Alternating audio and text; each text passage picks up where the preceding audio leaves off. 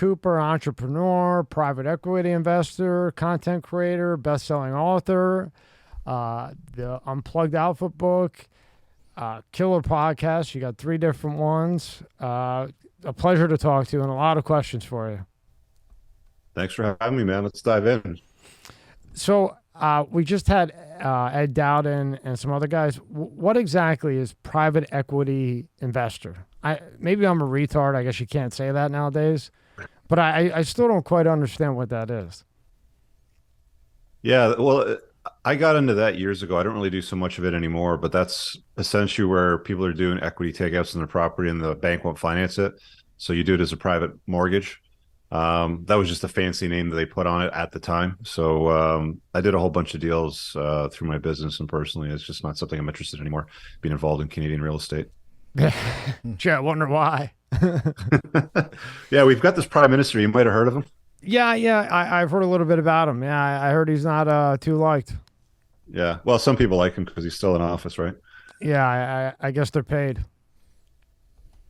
Usually the way it goes. So now your book, The Unplugged Alpha, no bullshit guide to winning with women in life. Yeah. Yeah. You have an impeccable record. You've taken businesses from what was it, 1 million to 106 million, as an entrepreneur. No, that was my business coach, actually, Cameron Harold. He was that was in his 1-800 Got Junk years. Really? Yeah. Cameron's a cool guy. So what made you write the book? Right now, writing a book and then selling it and trying to get it to take off, I mean, that's a tough thing to do. Actually, it's not if you have an audience. If you have a loyal audience that watches what you do, and subscribes to your podcast, your shows, whatever they happen to be, as long as you do like a good sales ramp up to the launch and you have a good launch on it, it's pretty easy to get in like the top 5 and stay there for several weeks at a time on Amazon. Like, the cool thing about today is there's no gatekeepers. Like 20 years ago, you needed the permission of somebody in a publishing house who sat up in an ivory tower to publish your book. Now, just about anybody can do it. But if you have a good cover and a good amount of content in it that's useful, then it should do well and it should speak for itself. And then as you were building up, you went to a ton of these, speakers, entrepreneur lectures. How were you able to tell the bullshitters from the real ones? Because, every Tom, Dick, and Harry's a speaker. Every Tom, Dick, and Harry's an entrepreneur. Yeah. What'd you spend like a quarter million going to these things? Yeah. Sorry, go ahead. Well, how were you able to tell, who was real, who was full of shit, who you could put into practice and so on? Because I know a lot of people that spend a lot of money that they don't have going to these things. Yeah. There are some people that show up in those rooms that are, the fluffers. They're life coaches, generally speaking, or something like that. Yeah. I mean, look, if you've built a business and you have employees and you've got awards and you've done something with your life over at least 5 to 10 years, there's a track record there. Like, people know you. So it's kind of hard to people just take you seriously when you've been around. It's the new guys that you got to question, right? It's they have conversations like, I'm this great life coach, entrepreneur, speaker sort of thing. And then they hear that you have a debt business, and then they private message you later on and like, hey man, I got 50 grand in credit card debt. What's your advice for me, sort of thing? It's like, okay, well, you're clearly not the real deal. That's exactly what I'm talking about. Yeah. And then what you're quoted as one of your famous lines. I love it. Rob, you're gonna love this. Women don't care about your struggles. They wait at the finish line and pick the winners. Or she's not yours, yeah. It's just your turn.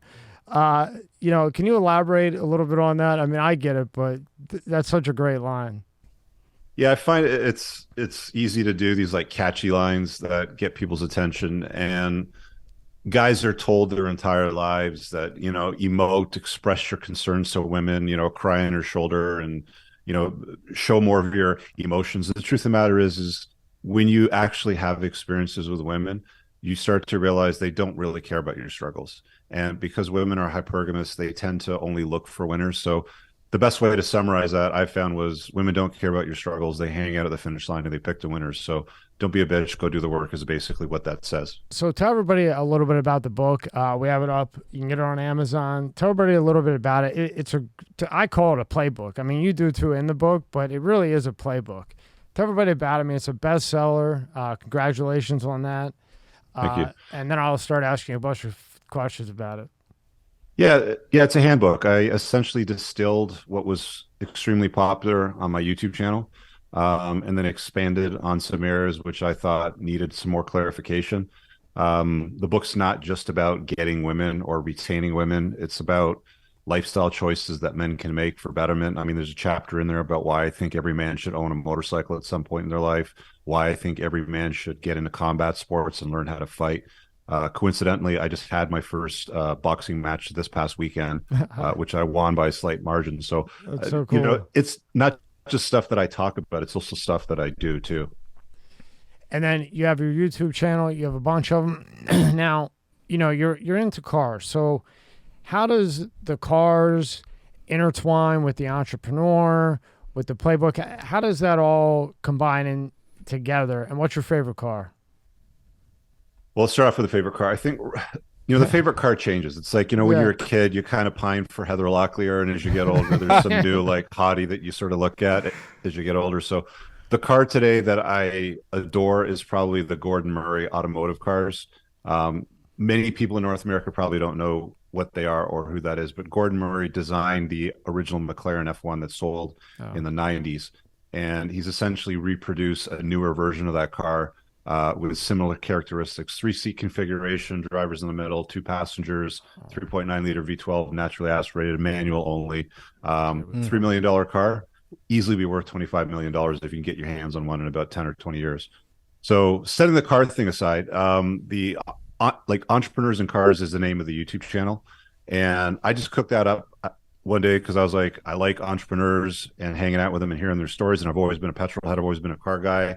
So how do I marry those two ideas up? And I thought, well, if I just interview my friends in their success rides, I could create a YouTube channel and be like Top Gear and TED Talks at the same time. I ran out of friends with cool cars pretty quick after about 5 episodes. So I had to start talking about other stuff. You'd be surprised, if you reach out to somebody that doesn't really know you and you're like, hey, I've got a YouTube channel. I'd like to interview you in your car, but I have to drive it. And, you tell the stories. They're not that keen on doing that. It's only your friends that know you that are willing to do that. So I just started to fill in with other ideas, and I would talk about how I use parties to hire people, how I would use lawyers in my business. And then one day somebody came along and wrote in the comments, and this is back when my channel was still small and I would still read the comments. Somebody said something like, you should do a video on the kind of women not to date, because I guess they relied on my opinion on the other areas of life. So I did. And that video got like 100 times more views than any other video that I'd ever uploaded. So, all right, if that's what they want to hear about, I've got lots of wounds in life with choices, in romance, so I can talk about that too. So I kind of went down that rabbit hole and learned about the red pill and all this other stuff, and that's what got me to where I am today. That's awesome. And, a lot of that you talk about it, we call it here, they're taking the man out of a man, Yeah. and relating that back to cars. What do you think of these electric cars? I mean, they already took the manual shift from us, Yeah. I mean, when I was growing up, you would get a girl, you put her in the car, you're manly, you're shifting with the gears. Then it went to automatic. Now you got the electric car where you can't even hear it. Yeah. No, look, man, that's the direction that we're going. Yeah. I don't think the internal combustion engine is going to completely disappear. I know Porsche has invested a lot of money in a company, I think it's in either Chile or Argentina, that can extract carbon dioxide from the atmosphere to make carbon neutral gasoline. So it acts and behaves exactly like gasoline. So those people with the high performance cars will always be able to buy something in the future. But they'll become a rarity. I believe they'll go up in value immensely. Look, cars are living, breathing things, right? It's, suck, squish, bang, all that, like all this sort of happens. It's, it's something that's got a life to it. Whereas an electric car is kind of soulless. And I understand why people like them. They like the geeky technology. They like the silence. They like the immediacy to the power. The fuel economy is great too, but I don't own an electric car. At some point, I'll probably have to, but I'll always have internal combustion engine cars for sure. So we have your YouTube channel. Your trailer's awesome. I love the trailer. when you're sitting in the Yeah. car, you're basically telling the way it is. Yeah, that's how I do things. I just call it like it is, like I see it. That hurts some feelings, but the bomber only gets flak when it's over the target, right? Yep, that's right. And what are the 20 flags? It's in your book. Everybody go get the book. That's just very a small piece. But when you go meet a woman, what are the 20 flags that you look for? All right. You don't So have to the give all 20 red 20. flags. You don't have to give all 20, but some of them. Okay, I so let's gotta do hit. 10. Yeah, the Yeah. twisted 10. Yeah, the twisted 10. Okay, so let's twist 10. So number one is daddy issues. She doesn't have a good relationship with her father. If a woman doesn't have a good relationship with the man of the house, the guy that, she supposedly grew up with him, how do you expect her to respect and honor you as a man in a relationship or as a father of children if you guys are going to have kids? It rarely happens. The other problem too with daddy issues is these women tend to have borderline personality disorder or BPD, and one of the things that is connected with that is they have a fear of abandonment, and they tend to act out in ways that make abandonment certain. If you can put it that way. I expand on a little bit more in the chapter, but I'll keep going. Feminists, most women today, if they identify as a feminist, they're the version of toxic feminism, where they don't actually seek any kind of equality with men. In actuality, I think we've been equal for years now, for decades even. Like, there's really nothing a woman can't do that a man can do. It's just that they find ways to embrace victimhood. The common talking point is something along the lines of, well, women only make 75 cents on every dollar that a man makes. But they refuse to take into account that, well, when you factor in a man's income versus a woman's income, men tend to take more dangerous jobs, work longer hours, commute further, experience more workplace injuries. Like, I don't see any push from feminists to move women into coal mines and garbage trucks and oil rigs, but they push to move them into the boardroom as positions like CEOs. So there's a bit of a disconnect. If you have a victim mindset, it's kind of a loser's mindset. And whenever you embrace a victim's mindset, you need to have an oppressor. So guess who the oppressor is going to be? You're a man, it's going to be you at some point. So, if you want an easy, certain, happy, pleasant life, generally speaking, stay away from women that identify as feminists. Women that compete with you. I don't know if you ever dated one of these boss girls, one of these strong, Geez. boss ladies. Oh, yeah. But my house is bigger than yours. My car is nicer than your car. I've got that. It's like, look, I'm not here to compete with you. I'm here to compete with myself. And if you think that I want competition from an unpleasant woman, you got another thing coming. So I advise guys, especially guys that are like me, chasing excellence, put it in dent in the universe, and make a lot of money, to do something with their life. Stay away from those boss girls that try to compete with you. Women that keep guys from their past around. You ever dated a woman and she says, "Oh, I'm going to go out to lunch with my ex-boyfriend tomorrow," or something like that? Really? Not on my watch. Look, if you're going to try to claim me and you want to be in a relationship with me, and you don't want me to see any other girls, I'm sorry, but you're not able to hang out with ex-boyfriends from your past. No good ever comes from putting your girlfriend or your wife in a room with another man that she was intimate with in her past. So that's something that you have to consider. Violence. A woman that's violent, she's got violent tendencies. I wouldn't even, like, some guys will be like, "Oh, well, you can just make her friends with benefits." Not if she starts throwing things at you and the police need to get called, because it's not her that they'll take away in handcuffs. It's probably going to be you. Yeah. Right. Yeah. So stay away from violent women. Tattoos and piercings is always a controversial one. I would probably add extended, ridiculous dagger nails to that now, which seems to be a more common thing today. And why is that a flag? Why would that be a flag? The dagger nails or the tattoos? Both. Well, I could see with the tattoos, but the dagger nails, I mean, they just scare me. Yeah, well, there's that, right? But I mean, like tattoos are typically a masculine trait, right? Like, historically, tribal, masculine men would get tattooed for those reasons. So when women start to do it, like this version of culture and society today convinces women to be more masculinized. And I think that women getting tattooed now, getting sleeve tattoos and lots of tattoos all over their bodies, is a sign of them trying to be more like men. Historically, like, even when I was a kid, teenage years, 20 years, my 20s, there was no women covered in tattoos. It was very rare. Like, the odd, I remember I had a girlfriend in my 20s. She had a tattoo of her heart in her bikini line. That was it. And that was like, oh, that's taboo, sort of thing. And then they moved into the tramp stamps and it sort of went from there. But tattoos just show a lack of taste. It's like putting bumper stickers all over a Lamborghini. You just don't do it. Right. Women are beautiful by nature. Why would you go and, like, draw all over their bodies? Let alone, believe it or not, what happens between tattoo artists and women that they tattoo. I've talked to a lot of tattoo artists, and they get intimate a lot of the times too. So there's This episode is brought to you by Manscaped.com. Breaking news, Manscaped now sells beard products. That's right, they are once again revolutionizing men's grooming with brand new Beard Hedger Pro Kit. From a beard trim to a fresh shave, the technology behind Beard Hedger Pro Kit allows you to shave your signature beard look. Now you can finally use Manscaped products to make your drapes match your carpet by going to manscaped.com and using code MSCS Media for 20% off and free shipping. No one likes a weird beard, so say goodbye to all the stubble trouble with Manscaped's Pro Beard Kit. It all starts with the Beard Hedger. This thing is a monster of fixing faces. First off, this cordless trimmer has a rotary wheel that gives you 20 hair cutting lengths, all with one guard. No more messing around in drawers, this color one, that color one, all with one guard. Plus, it's waterproof, so you can shave in the shower and avoid all that hair in the sink. The Pro Kit doesn't end there, though. First, there's the beard shampoo and conditioner. You need to remember your hair is different. Next, Manscaped's beard oil. Cap it off with beard balm. The Pro Kit also comes with 3 different gifts: a beard brush, comb, and scissors to ensure your beard is ready to impress.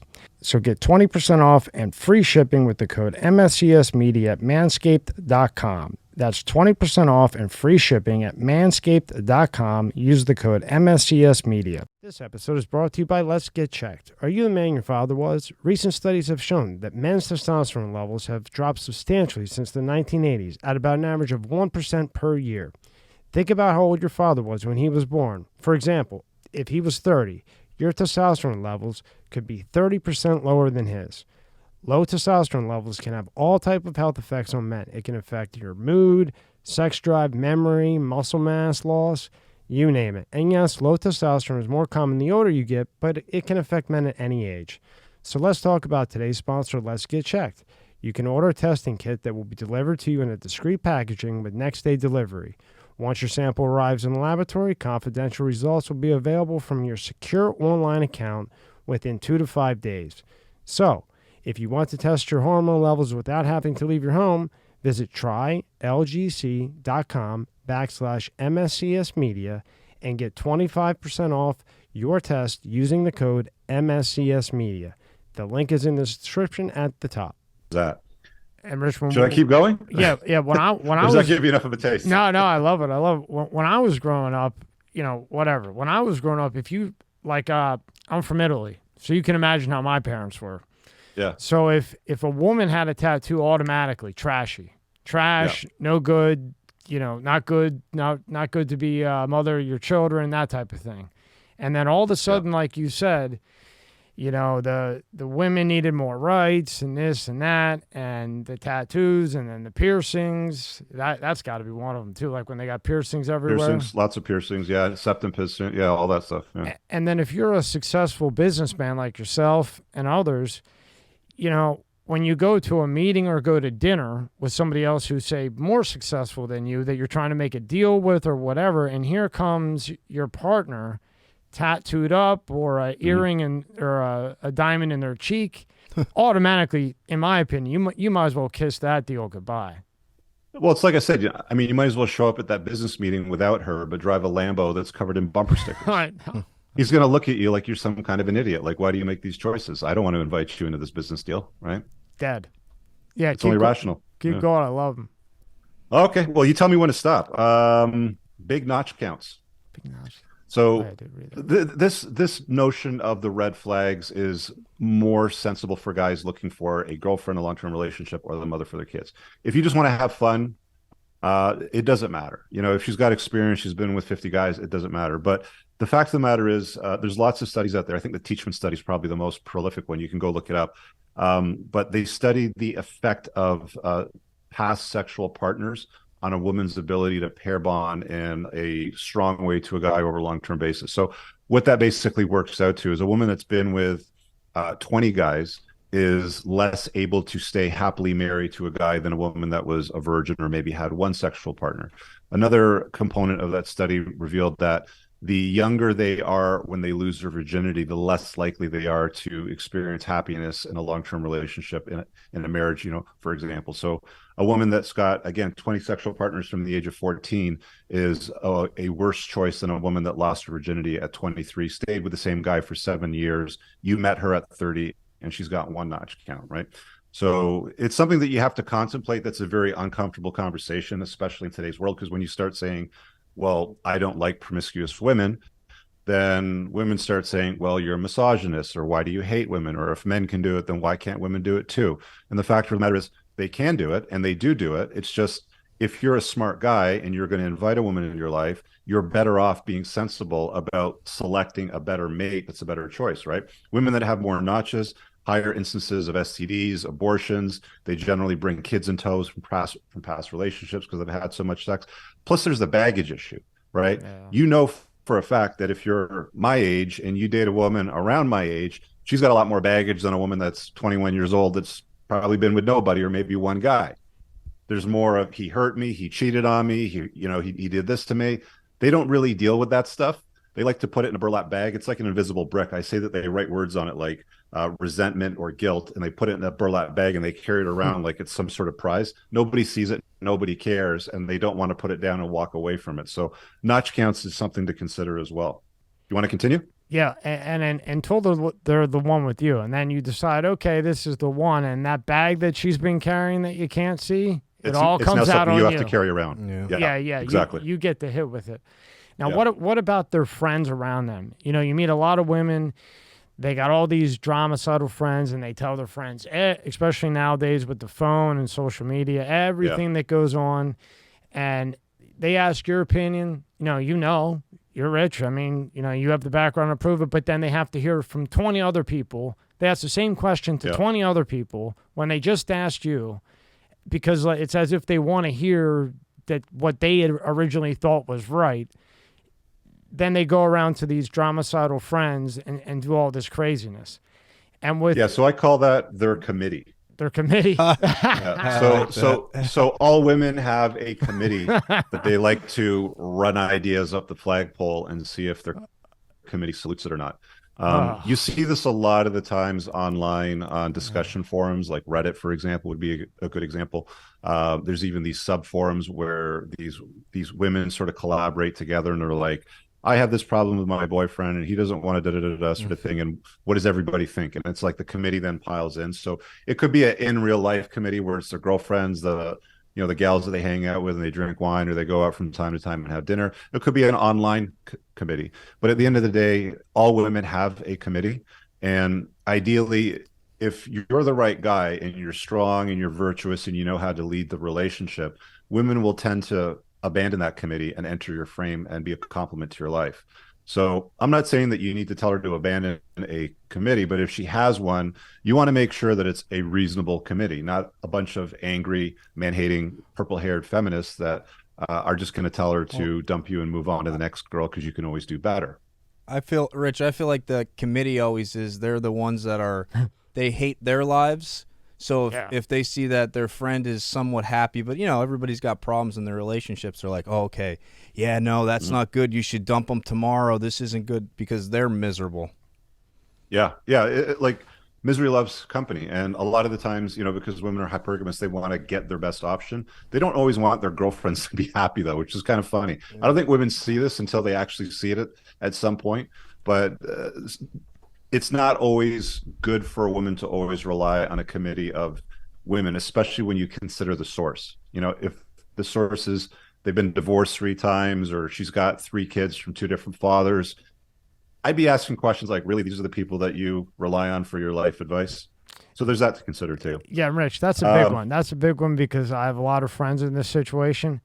You got any tips on how you would go about saying to that individual, hey, honey, drop the committee. Yeah, these people that you're hanging around with that are talking to all the time, that you tell everything in the planet to, and you take their advice, and then it turns into a wreck at home. What are some tips for like a guy who maybe has a kid or 2, and how do you just somewhat break that committee? Because that's like going against World War III. It can be, if you try to break a woman up from her friends, it can turn into something quite dramatic. I wouldn't encourage to turn it into a battle, even to result to some sort of negotiation, because whenever you try to negotiate with women, it just results in obligated compliance, which later on down the road ends up in resentment towards you. Yeah. So, I think the best way to handle stuff like that is to be a guy in your purpose. You're putting a dent in the universe. You're doing something of some significance in the world. She sees that. She sees that you're influential. She sees that you're competent. She sees that you've got a great social network. You do cool things. You've got a boat. You travel. You're that guy. And all you have to do is say, hey, I don't take women seriously that do this. Anytime a woman does something that is perhaps red flag based or potentially tied into red flags, all you have to do is if she likes to nightclub, for example, right? Then all you have to do is say, look, you want my commitment. You've asked to claim me. I don't take women seriously that go out to nightclubs every weekend. Let her decide what to do from then. If she keeps doing it, then you know what you need to do. You just move on and you just replace her, sort of thing. Or you just spend less time with her. You don't take her seriously. You keep her at arm's length. So you would be able to do the same thing with a committee. I don't take women seriously that spend time hanging around with people that offer terrible advice, that live terrible lives. Might be the way to handle something like that. But that's all you have to do. But when they come home with it or they get off the phone with it, I've seen probably 5-6 marriages. They've had kids. They were getting along at first, the honeymoon phase. Yeah. Then they get to know each other, and then the girl is constantly on the phone telling them everything, in-house. She's not going out. And the guy would say, like, he doesn't really have enough balls, but he says in a nice kind of way, hey, look who you're talking to and taking advice from. And the woman would not. And then they end up in a custody battle, alimony. Yeah, that's why you got to vet for all that before you put babies in her. See, that's a mistake that men make is, first pretty girl that touches their pee-pee, they get excited. Let's get married. Let's have a honeymoon. Let's have a big party. They don't have a lot of experience. Like, they don't think about red flags. Like, most of the guys that read my book and leave a review, the most common comment I get is, I wish I saw this shit 20 years ago. I wish I saw this shit 20 years ago. Yeah, so I can't put your friends in a time machine and send them back to vet for a better woman. So it's almost impossible to do after you're married. So this is something that you have to take seriously when you're thinking about having kids, if you want to invite a woman into your life, and set healthy boundaries, because that's all you're doing. If I'm dating a woman and I see 3-4 months in, she's getting bad advice from loser women that have terrible lives, that have nothing to show for it, then I would just simply say something along the lines of, hey, I know that you like me, sort of thing, and I dig your vibe and all that sort of stuff, but I don't take women seriously that surround themselves with losers. Might be, the way that you handle it if you want to make a strong statement, right? But if you went for that, if you went for the pussy and you got nailed and you're stuck in it, is it better just to walk away from it and be done with it, or argue for the next 30 years? Yeah, that's a great question. And I do get a lot of people that book me for coaching consults to talk about that. And there's never an easy answer. What I've found is a lot of the guys that have a lot of money and are real busy with their life, they might be running multiple businesses. They don't care. They just call it a loss. They've got their 4 kids out of the way. The marriage isn't working out. The wife is too difficult to be around, or she's not attractive, to him anymore. He knows he can do better. Maybe he is doing better, at that point. Then it's just untie the knot, pay your dues, give up half of what, whatever you have in most places in the world, and start a new life again. A guy that's worth $40 million that has to give away 20 million isn't that big of a deal to him. He knows how to make that money back. But if a guy is like got a nest egg with the family and a bunch of kids and they've been together for 12 years and he's worth $1.5 million, including the value of the house and all that stuff, that's when guys start to get sketchy, right? That's when they're like worried because, oh shit, I'm only going to be worth $500,000 by the time I've done all this and paid all the lawyer fees and everything. Yeah. So both lawyer fees. And then you got the kid thing, and what happened in this example, and and you have a whole, your website's beautiful. I mean, you have everything on there, and you can learn more on this. Just there's a little question with the kids. When you do that, say you're worth that 1.5, and you have a kid, and the woman's gonna go with I want full custody, blah, blah, blah, blah, blah, blah, blah, blah. Then you have to deal with that situation too. And I keep harping on this because I know a lot of people going through it, and you're the guy. I mean, this is the guy. Yeah, I actually just finished a course on divorce, and I put it on my Teachable website because a lot of people were asking me about divorce. So you can find that there. It's kind of a step by step on how to untie the knot without really, ruining your life too badly. You got to understand that the deck is stacked up against you if you're a guy. One of the most eye-opening conversations I've ever had with a lawyer is I just thought, okay, well, marriage isn't working out. Let's just untie the knot. We'll go to court and figure this out. And he's like, whoa, whoa, whoa, stop. You don't want to go to court. If you have the penis, you're going to lose. And I was like, what? Yeah. You're going to lose if you have the penis? Like, that's how I think. Like, hadn't feminism equalized the playing field? Like, women keep saying that they have equal rights and they want more rights. But why is a lawyer telling me that if you have a penis, you're going to lose? So if you're a father, then you're at a disadvantage. So this is one of the many areas in life that men don't contemplate or consider, because when you get married, you take vows, sickness and health and richer and poorer and happiness and whatever. It's like, you just think that you're doing the right thing and it's good to go forever. But women initiate more than 80% of divorces now. It's not men that are leaving marriages, it's mostly women, right? So when men leave, it's actually really bad. But when women leave, it's sometimes because they're bored or they think they can do better because their committee convinces them of that.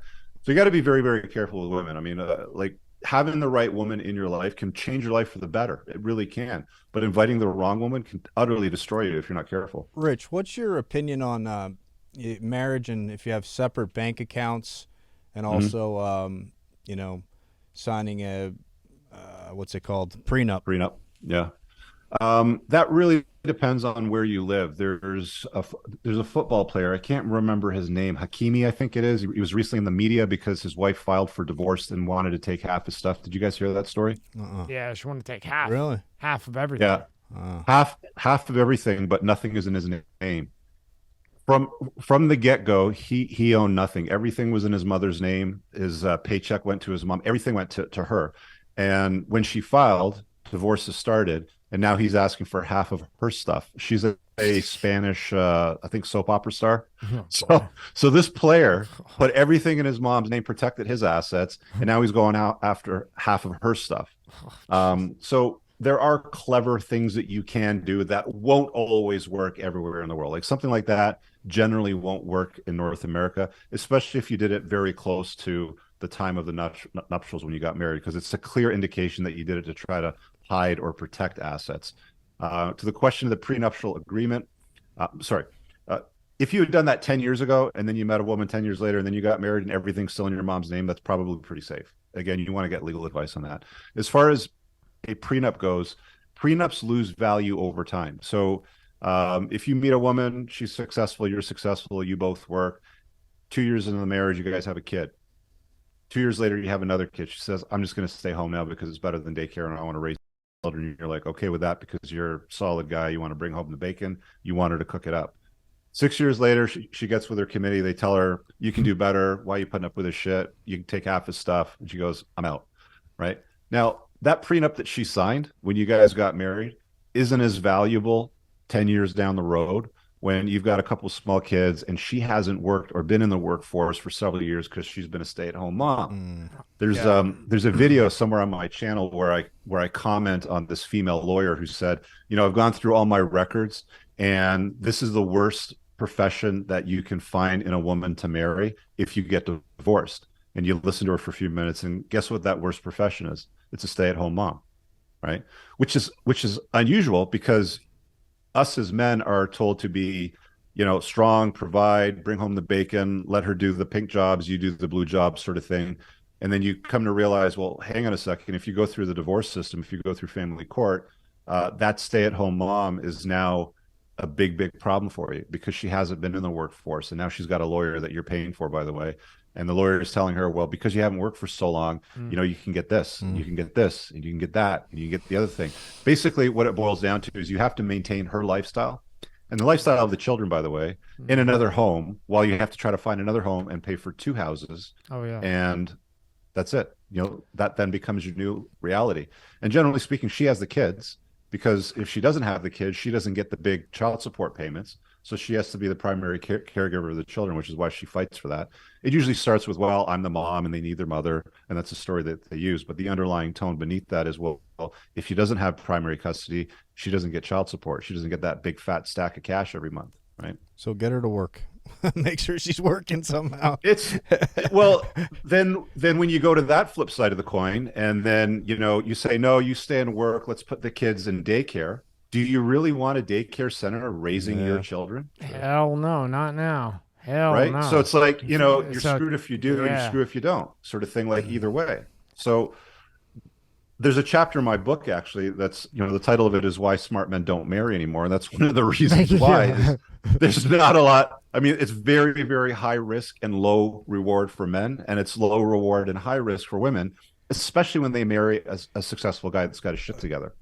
As I wrote a check, Rich, yesterday for exactly what you just said, because stay-at-home mom, and the big part of that check is what I'm accustomed to, the lifestyle I'm accustomed to. Exactly. Yeah. And it's a sickening check. It's a sickening check. Women don't go backwards in time financially. They only stay where they're at, right? So, if you're Kevin from sales and you're making $300,000 a year, and your wife's a hairdresser making $40,000 a year, and you're up here and she's down here, and you get married, her lifestyle now goes to here. Yep. If you have to untie that knot for whatever reason, her lifestyle doesn't go back to $40,000 a year hairdresser. Oh no. The family courts make sure it stays up here. And guess who's paying for that? I'm proof of that, buddy. I'm proof of that. I could show you proof of that. What were you going to say, Rob? I was going to ask you, I know you didn't go through all your 20 things, but what about a woman who listens, and I'm not saying some of this is bad, but everything mom says, so the mother-in-law syndrome where mom's right. Yeah, well, oh, God, what do you do there? Yes, so the mother-in-law is part of the committee. Right. Like, like women have a committee. It's consisted of her friends, her work colleagues, family members.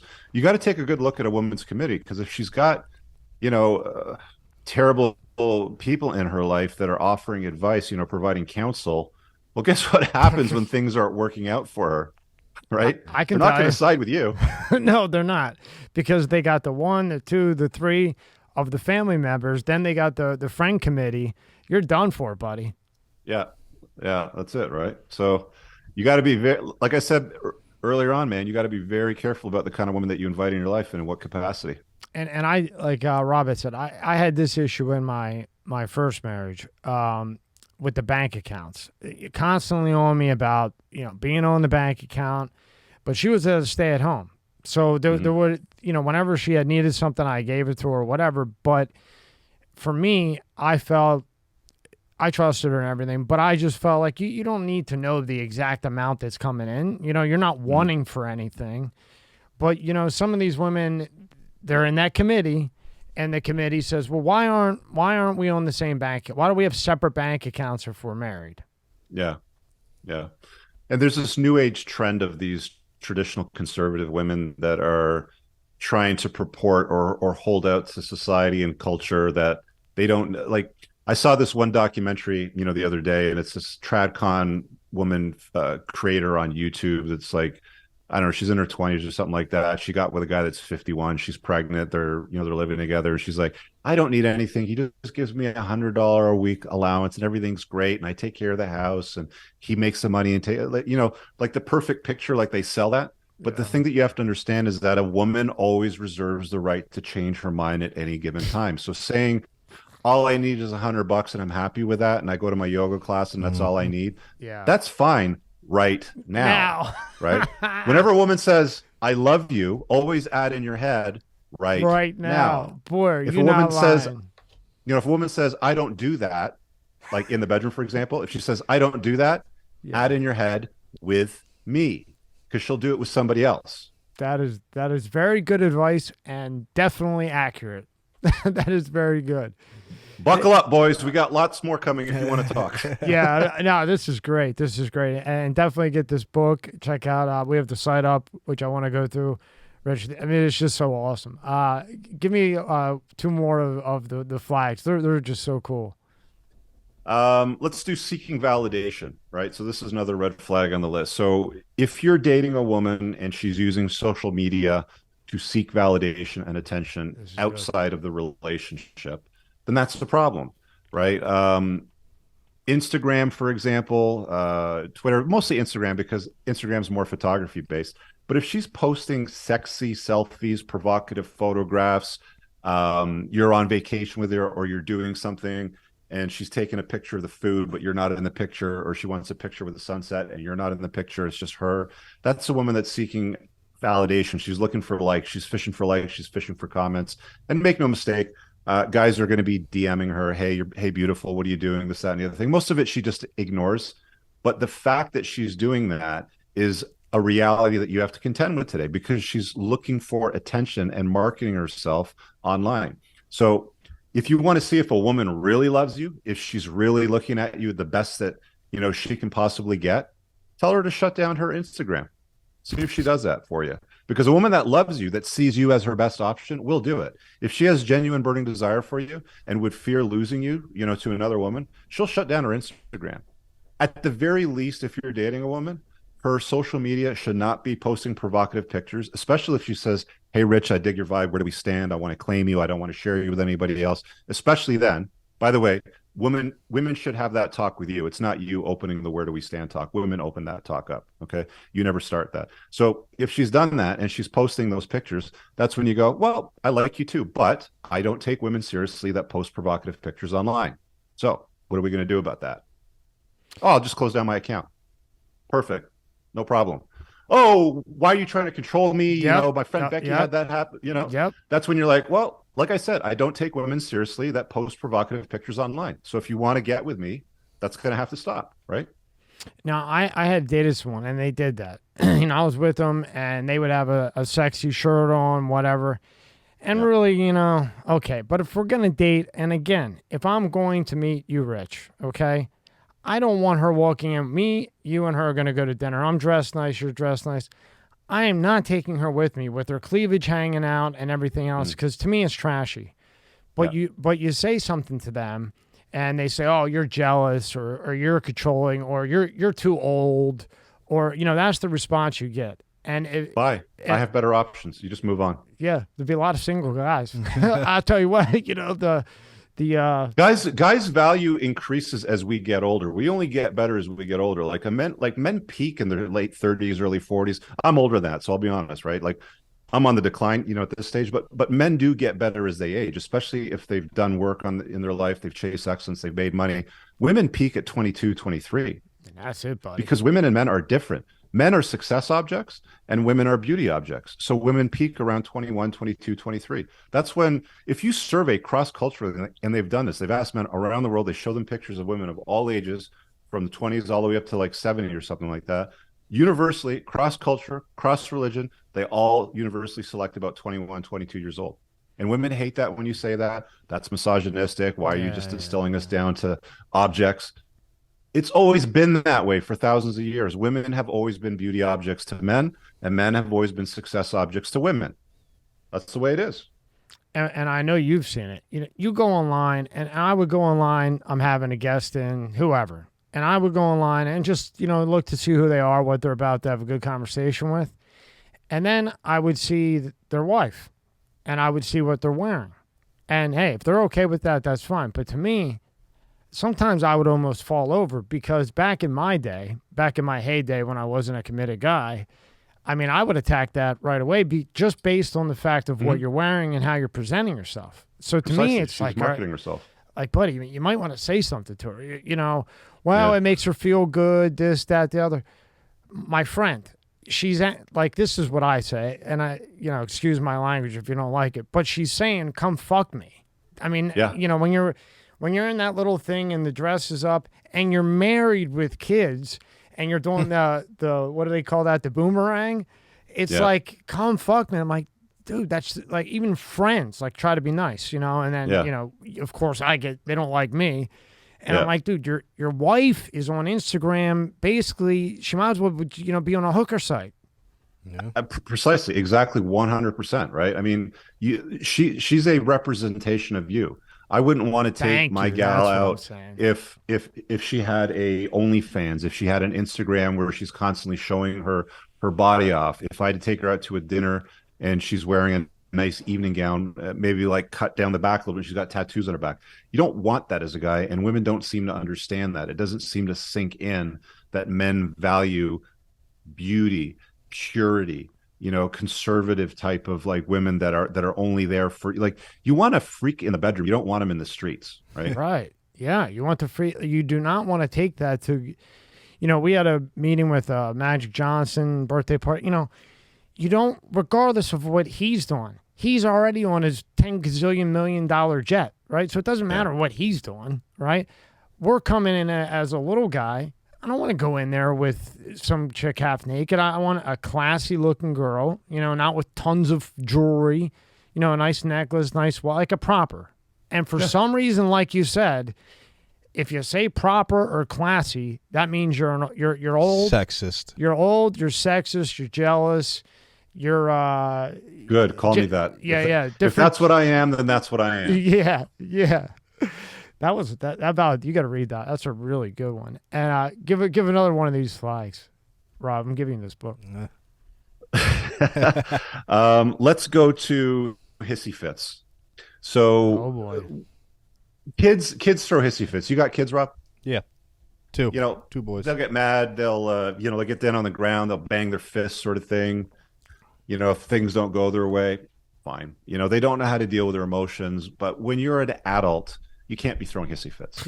If you can't control your emotions as an adult woman, and you get mad and you're slamming things, you're throwing things, you're slamming doors, car doors, front doors, you just, as a guy, you want a peaceful life. You want a woman that's a complement to your life, not a woman that's complicating your life. And a woman that throws hissy fits is going to add unnecessary stress to your life that you really don't need. I don't want to be going out in my world chasing excellence, making money, putting a dent in the universe, and I come back to a woman, an adult female, throwing a hissy fit, right?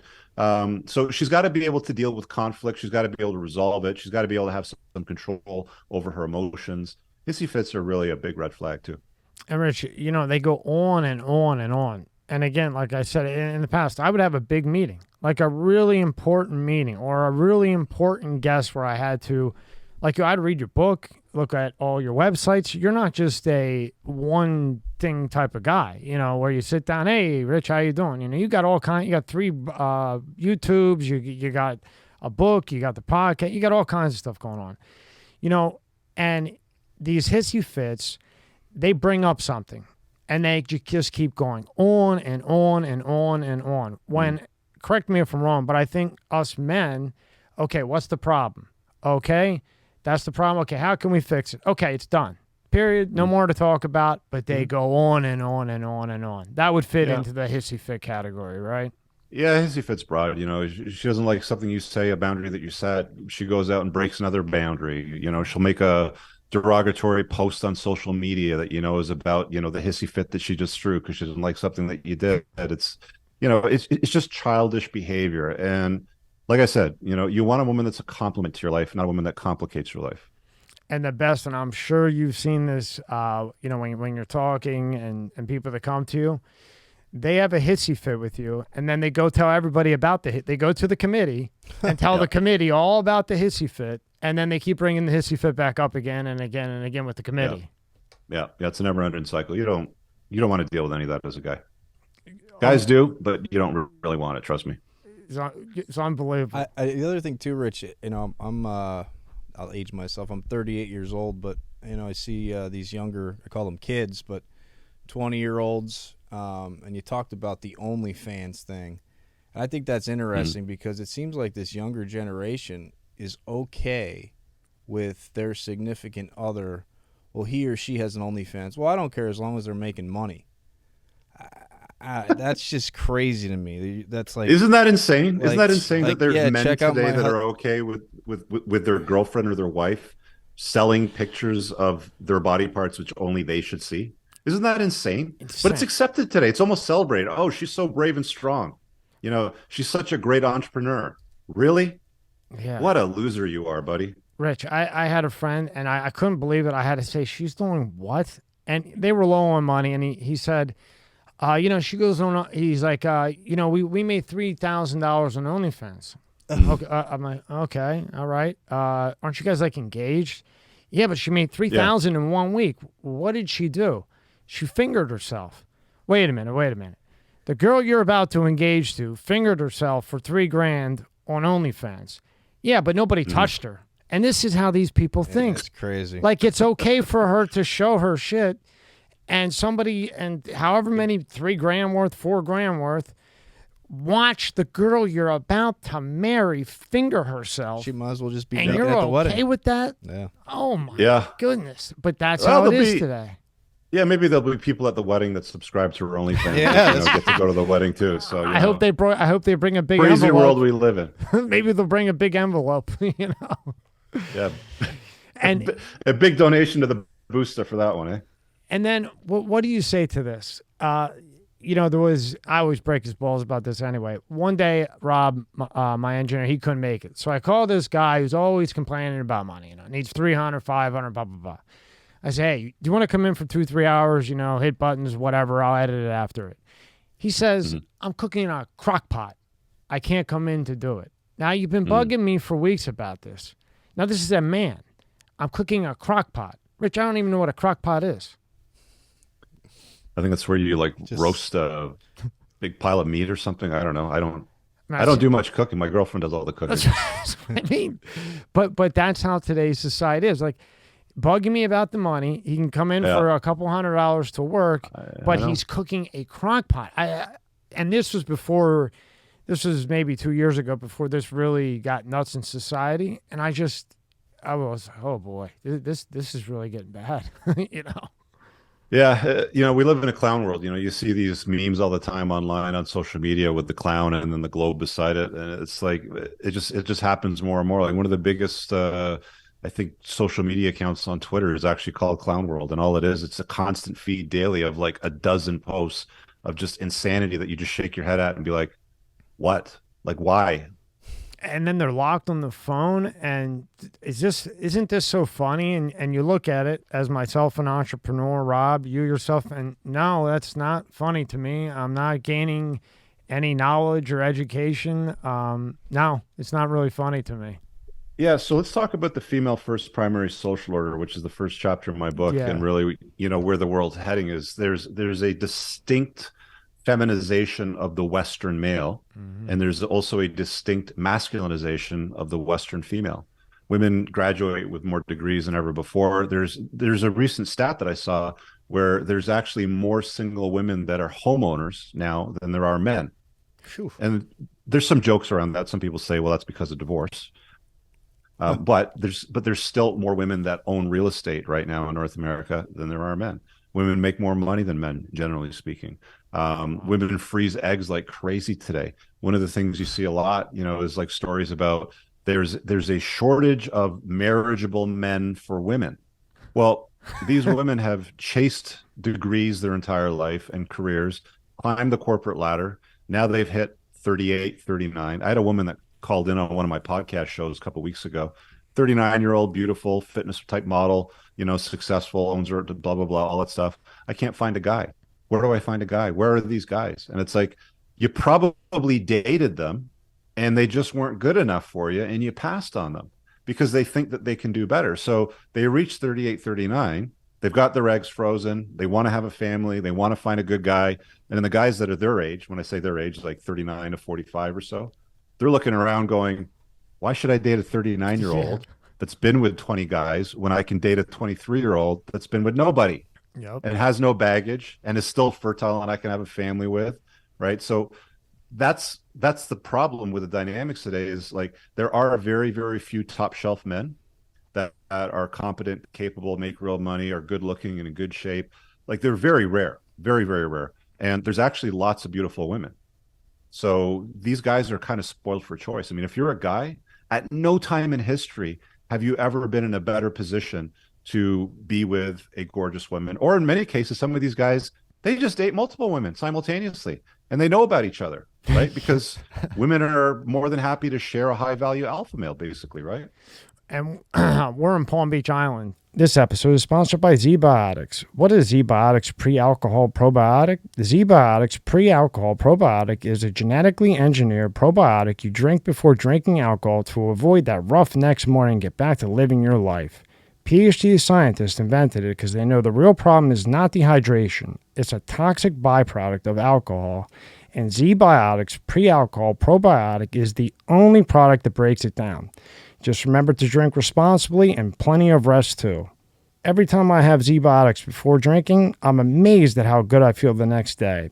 Z-Biotics is a must-have for me because it means I'm still going to make my daily workout even if I have a few drinks the night before. That's important to me. You can get Z-Biotics for 15% off your first order using my code MSCS Media at checkout. I recommend getting the 6-pack. That's what I got. It's a great deal. You have a couple extra to share with friends.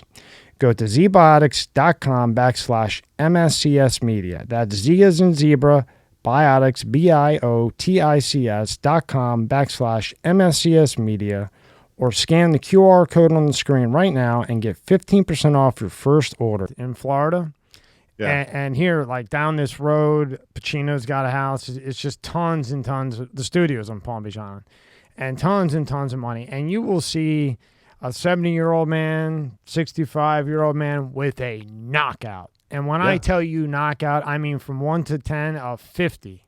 And I mean, I don't care if he's buying or whatever. But like you said, so that man who's 50, 40, who's successful, he is not going for the 40-year-old. He's going for the 21, the 24, even if it's just an arm girl to go to dinner with his buddies. You know what I mean? It's not happening. I had a coaching call yesterday with a older client. He's 77, Texan, very, very successful, loaded. And one of his frustrations with online dating is he's finding that when women say they're 40 or 39, he goes, they show up and they're like 55, Rich. He goes, why are they lying to me?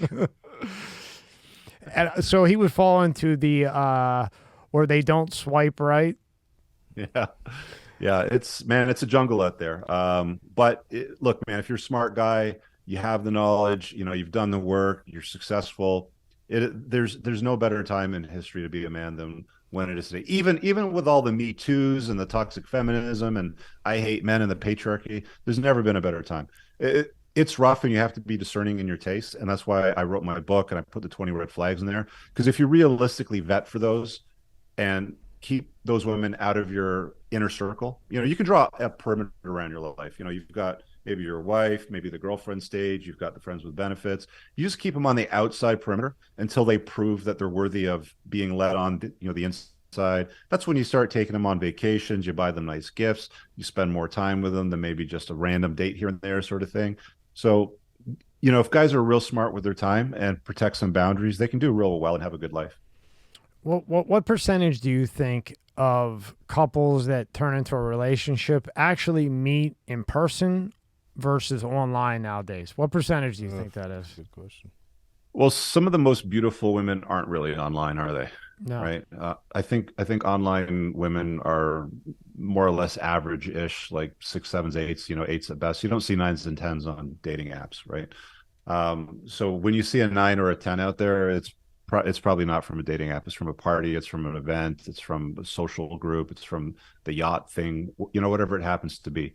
But the vast majority of I guess relationships, like average relationships, average marriages today, they do happen from online apps for sure. Crazy. I'm glad I didn't have to worry about the online app shit when that happened. I have a question. I got 2 boys, right? So I didn't have the girls. Thank God. Tommy, sorry about that. Oh, I knew that was coming. So you have a daughter, raising a daughter in this day and age. Yeah. How do you get them on the right track and avoid a lot of the shit that we're talking about right now? I'll be signing up for a lot of your courses, Rich. What do you do as a dad? Yeah, so the conversations you have with your sons versus your daughter, I think, are very different. When you're talking to your sons, the conversations you have are be competent, learn skills, learn how to make money, develop a strong masculine physique, be able to solve problems. These are the main, again, men are success objects. So you have to talk to your son about doing the work in his life to become a success object, because at the end of the day, that's why we're here, to scatter seed. Men are on the earth to pass on their DNA and scatter seed. Women, on the other hand, their value is different from men. It still is, even though toxic feminism says other things to them, like, if men can do it, then you can do it too. If men can bang 50 girls, then you should go bang 50 guys too. The conversation you have with gals should be, you need to preserve your value. You need to preserve your purity. You need to preserve your beauty. You can't be running around dating lots of guys. You can't be partying. You can't be doing these things. You can if you want. I mean, adult women are going to do what they're going to do. They're adults, 18, 19, 20, whatever it is you want to call them, depending on where you live. They're going to do what they're going to do. And if they're going to listen to you, great. If they're not, then there's not much else that you can do with that. And the problem is really, though, is kids get hit from every angle every day of the week. Like I remember when I was a kid, like you guys are close to my age. I think probably the strongest influences that I had outside of my parents' advice was music, rock and roll, heavy metal, stuff like that, right? And even then, the messages weren't that bad compared to what you get today. Now, all kids have screens now. They have these little devices with these apps that some say are Chinese propaganda, or they're programming, kids to believe certain cultural values that aren't particularly aligned with strengths, virtue, and competencies and things like that. And they tell girls, dye your hair purple, cut it short. You're beautiful at any weight. Cover yourself in tattoos. That's hot too. Fight the patriarchy because men have been oppressing women for years. It's funny because you see these interviews, these guys on the street, and they'll go up to gals and they'll say, yeah, the patriarchy, this is not the thing, and misogyny, and they'll say, could you define misogyny for me? And none of the girls can. They don't even know a single example. When they interview these women about Andrew Tate, oh, he's a misogynist. Well, what has he done that's misogynist? Can you explain that to me, please? They don't know, because everything on social media is programming women to believe that they're victims. They're programming boys to become women, basically. I've never seen so many transgenders as we have today, right? They surveyed the 30 and under generation, and I think the results of that were something like 30% of 30 and under kids identify with the alphabet, committee, LBGQ, whatever it is today. Yeah. That is not a reality of the world. Historically speaking, thousands of years, like homosexuality has always been around. Nobody really cared. The guy, he would go and do what he do, or, if he was in a place where it was prohibited, then he would just do it quietly, sort of thing. Now everything's out in the open. We have a month for everything, a flag for everything. It's promoted online. Beer companies are hiring men that think that they're women dressing in makeup. Cosmetic companies are hiring the same guy, that thinks that he's a girl, being all feminine. It's just ludicrous, right? So, if you have kids in today's world, you have to do your absolute best to protect them from the insanity that culture is trying to program into them to make women men, men women, encourage the victim mindset of everybody. Because look, if you think you're a victim, you're going to vote for big, powerful government that hands out free shit. People don't want freedom anymore. They want free stuff. Yep. And that's that's their agenda. We had Dr. Malone in last week. He was talking about Agenda 4.0 warfare. And this is the COVID guy. mRNA, and he's moved on to far worse things. Where there's a secret society of all these, he calls them buildings, but buildings where they're just censoring everything and pushing everything. So that not well, I had Peter McCullough on my YouTube channel about a year ago. Same sort of topic. That video got struck down on YouTube because of the conversation I had with Peter McCullough, right? Malone's sort of partner in crime in this sort of space. But that's what they do, right? They censor, they suppress, they discourage conversations that go against the mainstream narrative, right? That's why guys like Andrew Tate are under house arrest right now. Yep. Because he says these things very publicly in ways that I won't say them publicly. You ready for this one? So I had Peter McCullough on twice. They didn't knock it down. Malone on twice. They didn't knock it down. I had Tristan Tate on, and I said, okay, let's see what he was about. 2.5 hours I talked to Tristan. Not one thing did I see feminist, nothing. All I saw was, hey, be an entrepreneur, dress nice, do your hair, nothing. 2.5 hours with Tristan. Not one thing like downgrading women, nothing. But they did the narrative. I had Ed Dowd on about a week and a half ago. Edward Dowd. He wrote the book Calls Unknown with Kennedy Jr. Yeah. YouTube strikes me for it. So now I'm thinking, okay, this suspends me for 2 weeks. So I'm thinking, well, this has to be over COVID. It's over Kennedy because of Robert Kennedy Jr. And the name was mentioned, I don't know, two or three times, and he wrote the book. And then you go on Reddit, and they're giving all these strikes on YouTube because they don't want him going up.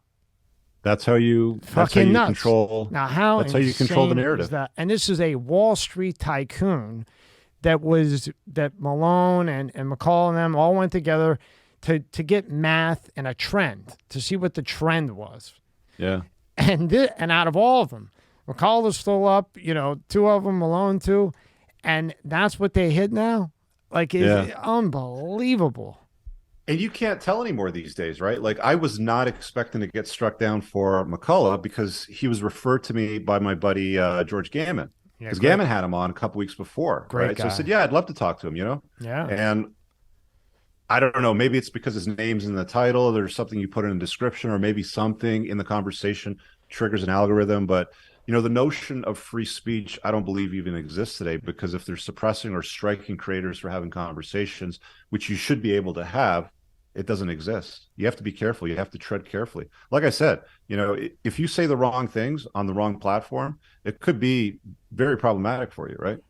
Yeah, that's my second strike. I mean, I have a deal with Spotify, thank God, they don't care. But, one more before I think the end of May, they'll ban the channel. So if they would happen to go through whoever and something they don't like from a year ago, it's just unbelievable. And Rich, we're talking like with you, I got away with Peter, thank God, but we're talking about, if not one of the top cardiologists on the planet. Yeah. And you knock it down. I know. Because it's disinformation. Like, he doesn't know what he's talking about, right? But then, going back when we're growing up, everybody, you would want that there. He's got to be in the top 5 in the world. And then you got Malone, all these guys, and then you got Dowd. Like, what the hell? What's happened, though? You know how we talked earlier about the gatekeepers, right? Yep. Like, you couldn't publish a book, 30 years ago. Yep. The gatekeepers still exist. Yeah. The gatekeepers now sit in a room at social media companies, and they get to decide whether or not your content is good or not. What do you think of Twitter and Elon? What do you think about that? I love Elon Musk. I think, what he's done with Twitter is great. I've been critical of him, in the past with his personal relationships, because he's done some kind of weird stuff here and there. But yeah. I love what he's doing with Twitter. Like, I think it's great that there's finally a mainstream platform. Like, I haven't had a single complaint. I think I had one complaint from some nerd in Germany about something that I posted that they just, no, it doesn't count. I've had no issues with Twitter since Elon took over. Now, with YouTube doing all what they do, because they're the main one. When you say they're the main one that knocks it down. Yeah. Who can, Spotify is big, but let's just be real. They're not on YouTube's level. Do you think somebody? Well, let's be real. I mean, like, Twitter or Spotify could be the next YouTube if they wanted to broadcast, video. The thing about YouTube that's so powerful is it's a discovery engine, right? Like, this is where people still go to watch video content from homemade creators. But that's, again, right now. That will change in the future. See, they need. Spotify needs a guy like you. I have a contract with them. You can watch video on Spotify, full video, but I can't be in touch with them. I can't tell you how many people said, "Oh yeah, I listened to the audio." I said, "No, there's video on there. I post video 2-3 a week." Oh, really? Yeah. And they still have it where I don't know why they keep doing updates. But if you've never watched a podcast video on there, you go to hit play, say our podcast right now, and a settings pops up, and you have to verify the data savers turned off. You know what we used in like the 90s? Yeah. They still have that right now. Well, you know what Spotify really needs, man? Because I watch a lot of like video streaming stuff on console. There's an app for Netflix, there's an app for Prime, there's an app for YouTube. There's no video app for Spotify. Like, when I want to watch a Joe Rogan podcast, I got to plug in my laptop with the HDMI into the receiver and then put it up on the TV through the screen. Like, there's no native app on consoles. See, there is here. There is in the U.S. You can just. I haven't seen it here though. Yeah, but shit. That would be great for watching podcasts, right? That's unbelievable. Wow, They don't have that? Yeah, here you just hit the app. Otherwise, I wanted to sign the deal. No, there's no app for the consoles here. Wow. Or I haven't seen it yet. I mean, I haven't checked in a month or so, but the last time I checked, there's no app on consoles. Wow. And just to revert back, when I was growing up, the coolest thing we saw was somebody with a car phone. My friend Franco. Yeah. My friend Franco, his mom had a car phone. Big ones. Oh yeah, like Yeah. the big blocky Yeah. ones, and we Yeah, all yeah, yeah, whenever yeah. his mom would My come, dad had one in his 1989 Honda Accord. Yeah. and we I thought we were the remember, coolest guys in the world, right? If you were in there with the car phone. yeah, until your dad calls you, at 10:01 because he Yeah, wants the car home at 10 o'clock in yeah, the summertime and he's yelling at you because his car's still yeah, out with you. yeah. I'd rather go back to those days any day of the week than this craziness. Amen. And now, when you say it's by far the top 20% that swipes right, that's that I really don't mess with these things. I hate them. Is Yeah. that Yeah. Tinder, right? Is Tinder, yeah, Bumble, yeah. Hinge. That's accurate? They collected the data on women's swiping habits on dating apps, and I think it's 22% of women. Sorry, women find 22% of men right swipes and 78% of men left swipes. So what they're saying basically is 78% of men on dating apps are unsuitable to women. There's a website out there that some guys made. I think it's igotstandardsbro.com is what it's called. And they collected the demographic information in the United States and they organized it. And the main categories are height, marital status, race, and income, I think are the main ones. So there's like 4 or 5 different categories. So all these women that are like, I want a guy that's at least 6 foot tall, that makes 6 figures, has a 600 horsepower car, 6 months out of a relationship, 6 inches in the pants, like all this stuff, like the 6'6" sort of thing. Mm-hmm. When you punch in the data in there, it shows you how many guys actually meet those requirements. Like one of women's strong requirements on dating apps is he's got to be 6 feet tall. The percentage of the North American population that's over 6 feet tall is only 14%. Yeah. The percentage of the North American population is over 6'2", which happens to be the next tier that women always demand on dating apps is 6 foot or 6'2". I think it's something like 4%. So all of these women on dating apps are basically fighting for like somewhere between 4 to 14% of the men that are available on dating apps, and that doesn't even take into account race, weight, marital status, any of these things, right? I had the one preference. I had these 2 friends. This is true story. Dale and Yale. That was their names. Dale and Yale. Yeah.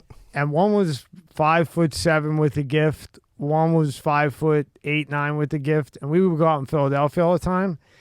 And I'm 5'9.5". I don't care. Now they would wear these shoes, Rich, that had elevator shoes. That had they would go to the tailor at Saks and have them put in like a 3-inch clodhopper thing to walk around to be taller. Yeah. And this is back in the 2000s. Yeah. To get these women. shoes still exist today. Yeah. Yeah. It was the size of the heels that some of the women wear, you probably Jesus. You probably need that. Yeah, you kind of do because the women are walking around in 3-inch heels, right? And it's going to put you at a disadvantage. Yeah. What's your thoughts on that? Tall woman versus a short man. You don't see it too often. It does happen, but if you see a tall woman with a short man, I mean, he's either packing a freaking revolver in the pants or he's loaded. Usually, right? Yeah. one of the two or both. Yeah. Probably both. Yeah. Probably both. Yeah. And what do you think? When you meet a girl, say she passes some of these flags here, how can you tell the difference between lust, the honeymoon phase, and real? What are some markers? Oh yeah, because that's a a good tough question. one. Yeah, if you want to see what a woman's really made of in a relationship, watch how she handles difficulties in your, like, let's say you get sick, right? You get COVID or some like really bad cold or flu. Does she take care of you? Does she make you some soup? Does she expose her immune system to risk to be around you to look after you, sort of thing, right? Because your boys won't do it. That's what a good woman will do. Like if you got a good woman in your life, there's something going on with your family, maybe one of them becomes sick, she offers to take care of them, offers to do things, cook for them, stuff like that. That's when you'll see what a woman's really made of. But that would be after the honeymoon phase. That would be 6 that would months be after in. that's after the where do we stand phase, and you've dated for a while. Like that's when she'll really show her true colors. But it's been said that women can act, or you date the representative for as long as a year and a half, maybe up to 2 years. But women have a difficult time acting or being a representative of something that they're not beyond that. So, guys that rush into a marriage in like 3 months or something like that, Doomed. probably not the best idea. Yeah. Because you're only going to see what she's made of during difficult time. Like when you travel and her luggage gets lost, does she have a complete meltdown and lose her shit at the attendant, at the counter sort of thing? Or does she say, no problem, we'll get it later. Let's go to the store and get some stuff. Yeah. Right. I've heard that many times. A representative. I lost two like very expensive bags of stuff. What 3-4 months ago, and the girl I was with is flipping out. I'm just like, okay, it happens. What are you gonna do? Yeah. What are you gonna do? But I'm very calm with things like that. One thing, Rich, too. I can't say I have this problem, thank God, but there's women out there now, and this will probably get taken the wrong way by someone, that don't know how to cook at all. And it's either order out every day or guys cooking or whatever it may be. Yeah. But, like, I think that's a great thing, a woman who can cook. I love a woman with culinary skills. I mean, one of the reasons why I chose my girlfriend was because she's a great cook. Some people don't like that. They don't care. They say, oh, I can cook for myself. Or you get these guys who are like, well, I prefer cooking. I'd rather cook for her, sort of thing. It's like, okay, fine. Like, I don't care how you want to structure your life, but I value a woman that comes to my house with bags of groceries and prepares a delicious, nutritious, and healthy meal for me. Like, to me, that's a woman. Like, that's a chick that I want to spend more time with, sort of thing. So, I guess you got to get clear on your priorities. I got another friend of mine that likes cooking. He absolutely loves meal prep, cooking, the presentation. That's his jam. And he doesn't care if a woman can cook. Right. So everybody's got their preferences, but I think, traditionally speaking, most guys value women that know how to cook. Well, going through all the stuff that we're going through, we're talking about cooking, we're talking about all this different stuff. I guess my question to you is there the perfect woman out there? Everybody's going to have their own version of the perfect woman. I mean, you ask 20 guys, you'll get 20 different answers. There's soy boy beta males out there that, love Joe Biden and wear I love Joe Biden t-shirts. That would tell you I like morbidly obese women with short purple hair and tattoos all over their body, right? Like that's their ideal woman, that play video games and have an OnlyFans, right? Yeah. Like, you're going to get different answers from different guys. Typically speaking, guys like me, the guys that roll in my circles, the guys that are entrepreneurs, the guys that are making bank, that are cool to hang out with, that do fun stuff, we've got very similar tastes. And I don't think that that's a coincidence. I think that that's what men that are doing something with their life generally gravitate towards: feminine women, right? Strong, masculine, virtuous men gravitate towards feminine beauties that complement their lives and are just fun and pleasant to be around. I guess what I'm saying is for a woman, for guys that roll in your group. Well, if let's say there's 10, there's a checklist of 10. I know you have 20 there, but say 10. Yeah. Are you gonna look for every single one? Meaning, will they meet every single part of that checklist, or you might deal with 9 and okay, that one's okay not to have on there. Yeah. So I think you can have it all, but you can't have it all at the same time with the same gal. Right. You might get it all within 2 or 3 girls, sort of thing. Like, Becky ticks off 9 out of 10, and then Rachel ticks off like the other one for you, sort of thing. Like, that's potentially possible. But I mean, men and women have different checklists, don't they? Like, when you ask a woman what their checklist is, it's pretty long. It's pretty extensive, especially when they sit down with their committee. He's got to be this, he's got to be that, he's got to be this, he's got to be that, he's got to It's like, holy shit, like, where are you going to find this guy? Guys, like most guys' checklists is she sexually available? Yeah.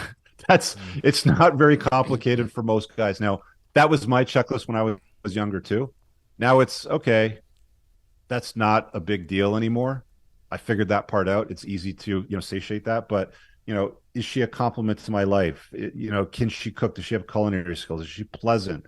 Does she have a low to no notch count? Right. She doesn't have like a zoo in her house. You ever date these gals that have like 15 animals in their house? Oh yeah. You walk through the front door and all you smell is urine, right? Yeah. Like, there's a lot of deal breakers for a lot of guys. So again, like, for most guys, it just boils down to, is she pretty and is she sexually available? We don't really care about their jobs. I don't care if a chick makes $40,000 a year or $400,000 a year. In fact, the girl that makes $400,000 a year, she doesn't share her pot of gold with me anyway. It's not like she's going to be buying me shit, because women don't do that. So, like, what difference does it make? She's probably going to be more bossy, more disagreeable than the $40,000 a year girl, right? So, a lot of these things are moving targets. Like, this is a big puzzle with 100, maybe it's 100 pieces for some guys. For other guys, it might be 1,000 pieces. It's just a big puzzle with a bunch of different pieces, and you got to decide what's right for you. I don't know if you've been on it, but if you haven't been on it or you haven't had him on, you should have Patrick McDavid on Valuetainment. Yeah. We had him on, and this will always stick out with me forever. He said, when I was dating girls, I was in Vegas, going out, blah, blah, blah. And he would say, look, I like you, but you're never going to be the mother to my kids. And if you don't like that, basically kick rocks. Yeah. If he finds the woman that he likes, that he wants to marry, before they marry, they want to go to a psychiatrist or therapist. Mm-hmm. So he walks into the therapist, and okay, blah, blah, blah. He says to the therapist, how long have you been married? Therapist says, 30 years. Pat says, what is the most important thing that kept you guys, married for 30 years? Or what is the most important thing or your favorite time of being married? And the therapist goes, well, we have dinner every night at 6:00. Pat goes, here's your 200, and walks out the door, right? The wife is saying, what did I do wrong? And Pat is like, no, nothing. I'm never going to be home at 6 p.m. I'm an entrepreneur. I'm trying to take over the world. I'm never going to be home at 6 p.m. And I thought that was admirable. And it goes along with a lot that you say as well, that you just be upfront. I'm not going to be at home at 6. I'm trying to do a lot of things. And if that's the kind of guy you're looking for, yeah. And it takes a special kind of woman to like bend the knee and yield to a strong man's frame like that. Like, PBD is he's a very strong character, and not all women, especially the party girls from Vegas, maybe the ones that he was dating before, would be a good fit for him in a long-term relationship, right? So like what you're doing as a guy in your 20s, when you're in your party, time, or even early 30s, hanging out, going to Vegas, doing a visa, film Canada, this, that, and the other thing, 12 hours a night, you start meeting all these women. And if you start thinking about children, sort of thing, or like, am I going to put some babies in her? Then you want to find the right kind of gal for that, right? And I think one of the most important predictors is, one, does she enter your frame and complement your life? And two, is she pure? Like, I don't want to put babies in a woman that's been with 50 guys. That's disgusting. Yeah. Right. Like 50 other guys have been there. Like, when you think about that, there, guys get repulsed by that, but women generally don't. They're like, oh, he's got some experience. Good. Yeah.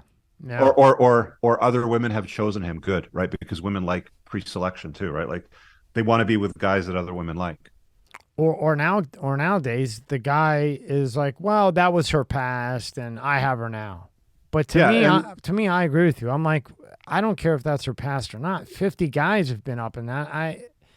Okay, if you want to play around, fine. But to have my kid then pop out of you too. I mean, I don't know. She's been with 50 guys. She's been with 50 different. She's got 50 different pieces of luggage with her. From that. From that past. Going back to that, you don't want to deal with that. Hell no. And this kind of goes with the famous line. What's your thoughts on, Harvey Weinstein, Bill Cosby, especially Weinstein? Because I'm sure, he did whatever he did. But a lot of it, it's hard for me to believe that these young actors going in for a part, and whether he says get naked and, let me jerk off to you or whatever, it's hard for me to believe that every one of them didn't know that was going to happen, weren't okay with it happening to get the part in the role, being that, they were just whatever, there's 10,000 people trying to get this role, but if you get naked and let me jerk off, I'll make sure you get the role. It's hard for me to believe that all these women weren't okay with that to get the role. That's me saying that. Yeah, well, they were okay with it at the time. Like that was the deal. They made that exchange. But like I stated earlier, women always reserve the right to change their mind at any given time. So if 10 years down the road, 20 years down the road, there's this new hashtag trending called Me Too. Oh, yeah, and then you've got a story to tell. Let's all jump on the bandwagon. There's money involved in that. Yep. Right. I was taken advantage of. I don't get roles anymore. There's any number of stories that they'll tell themselves, but like I don't know the full story. I don't know what he said or did exactly. I don't know what they said or did exactly. But to your point, I'm pretty sure they knew what they were getting into when they did that. Yeah, I only watched part of it.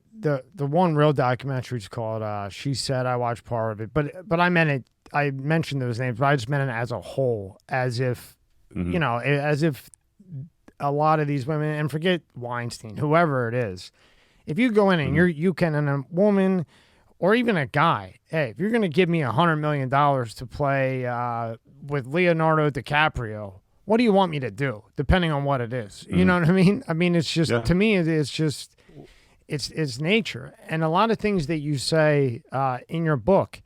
This goes back to the beginning of time. Like if you know anything about history, which they don't teach anymore, the way it was the man was the man. Man went out and got the food, brought it back. He was the provider, protector. I mean, it's been like that. That's human nature. So isn't that kind of still instilled in the woman's DNA? Even I think it is. as we evolve, right? And that's kind of what they're looking for in a way. But then you got all this social media shoved in their face, brainwashing them. Yep. This episode is brought to you by Fiji. More than just water. This is not just rock. It's ancient volcanic rock that filters tropical rain, giving it double the electrolytes and its signature soft, smooth taste. It's not just water. It's Fiji water. This podcast is brought to you by Monster Energy. Tear into a can of the meanest energy drink on the planet, Monster Energy. It's the ideal combo of the right ingredients in the right proportion to deliver a big bad buzz that only Monster can. Monster packs a powerful punch, has a smooth, easy drinking flavor. Athletes, musicians, co-eds, road warriors, metalheads, geeks, hipsters, and bikers dig it. You will too. Monster Energy is more than just the green OG. Monster has Monster Ultra, Juice Monster, Monster Hydro, Rehab Monster, Dragon Tea, Monster Max, Muscle Monster, and many more. Buy on Amazon, buy on Walmart, or go to monsterenergy.com and believe me, you'll find a place. Unleash the beast. Monster Energy. Yeah, there's cultural there's nurture and there's nature, right? Yeah, the whole nurture element from culture, Hollywood, society, media, advertisers, all of that stuff is going to have an impact on your life and how you operate and like the lens in which you view the world, right? And then there's a nature part, which is why women, when they hit like 39, they're on dating apps like crazy trying to find a husband and have a family, because their biological clock it's not even ticking. It's like yelling at them going, "Hey lady, where's the baby?" Right? And it's they start to panic. So that's the nature part of things, right? And women are on a timeline. Men aren't generally on the same timeline, right? Like women's eggs run out, or the ability to have healthy children diminishes as they get older. I know lots of guys that are in their 40s or even early 50s that have had very healthy children, but they did it with younger women in their late 20s or early 30s or something like that. So there's a whole nature versus nurture argument. And if you buy the lies, if you buy the comforting lies that society sells, then there's consequences to that. And that's what I talk about. I just talk about the uncomfortable truth. And because a lot of it shines a light on areas that the comforting lies have blinded people, like women are beauty objects, men are success objects. Women have an expiry date on their beauty. Women have an expiry date on their fertility. You start having conversations like that, that's when they get mad. "Oh, you're a misogynist," and they start yelling at you and pointing fingers. It's like, I'm just stating facts and observations that people 500 years ago knew and actually still inherently know today. But because it's not comfortable and it goes against you climbing the corporate ladder and getting degrees and buying all this stuff and being a boss girl or sleeping with 50 or 100 guys, because it goes against all of those things, don't get mad at me, right? This is how we're all programmed to see things. That's why guys are inherently disgusted by promiscuous women. It's not me saying that. That's just reality. And now, Rich, do you think this whole agenda, all the censor, see, I think it's all connected. The COVID, the trans, the sex change, I think it all connects. Yeah. But do you think that the agenda is the depopulation? Because the more you push this, the less baby. Like, what is the agenda? Because there has to be something behind it. You know, Yeah, that's the multi-million-dollar question, right? Is there a bunch of crazy elites in a room somewhere, yeah, collaborating this with a WF or Klaus Schwab, or yeah. Well, is there a that puppet master pulling the strings? And it seems like you'd be giving them a lot more credit than they're due. Like, I just think that it's human nature. Yeah, there's probably an element of the global elite somewhere that are planning this at Davos or the WF or something like that. I don't know, but like, is the world overpopulated? I don't know. Like, the last time I was on a long haul flight and I looked out the window at the landscape, a lot of North America doesn't have cities. It's like wide open land, right? So I don't understand the overpopulation argument. I don't think it exists. Yeah, there's 8 billion people on a planet. I'm pretty sure the planet can handle a few more. I think they want to get rid of a lot for AGI, AI. Look, when somebody comes when they come into the studio, my friend, it's probably a control mechanism more than anything. Yeah. And if you have less of the population, it's going to be easier to control. And at the same time, well said. if you're trying to contract the population, make them slower, dumber, stupider, more compliant. Did you ever see the movie Idiocracy? No, but I will. It's hilarious. You got to see it. The timeline is they freeze this guy. He thaws out in the future, and in the future, everybody's an idiot. They don't know how to operate the irrigation systems to water, the fields where the plants grow. Everything's dirty. Everything's dilapidated, falling apart. It seems like the movie Idiocracy is actually going to be a documentary rather than a fictional comedy, which is what they portrayed it to be. It was done by Mike Judge, right? The guy that did Beavis and Butthead and all that stuff. Yeah. Yeah. So, like, as a society and as a culture, I think we're becoming more dependent on Big Daddy state. We're becoming more group thinkers, because of the large urban centers. It's like, oh, what's trending now? What do we have to be mad about this week? And it's like one thing after the whole, if you're not vaccinated, we're all going to die. That disappeared very quickly. Yeah. And then, what's the next trending thing? Oh, if you don't include, trans women or real women, then you're a whateverist sort of thing. It's like there's always some new outrage that the mainstream media, that the government tries to, get on people. There's a news network here, the Canadian Broadcast Corp, is basically run by the Liberal government, Justin Trudeau, right? They provide, I think, 70% of the funding. I think Elon Musk, who's the world's best troll, did this brilliantly because he put on their media profile 69% or 69% or less funded, right? So it's like all of these outlets, my friend, they're all controlled by state. Yeah. All the talking points. You ever see those edits, those clips where they take all the newscasters and it's one person saying it, then it's two people. And it all matches. And it all matches. Yeah, it all matches. I saw it, yeah. And they do all the voiceover and they're all saying the exact same thing like nuts. sheep. But it's like, okay, somebody's pulling the strings here. This is not a coincidence. Well, now I don't. And Rich, look, you're a big time entrepreneur. Think about it. You get the COVID. They're making a ton of money on that bullshit. They don't care who dies. Then you go to the trans, tons of money on that.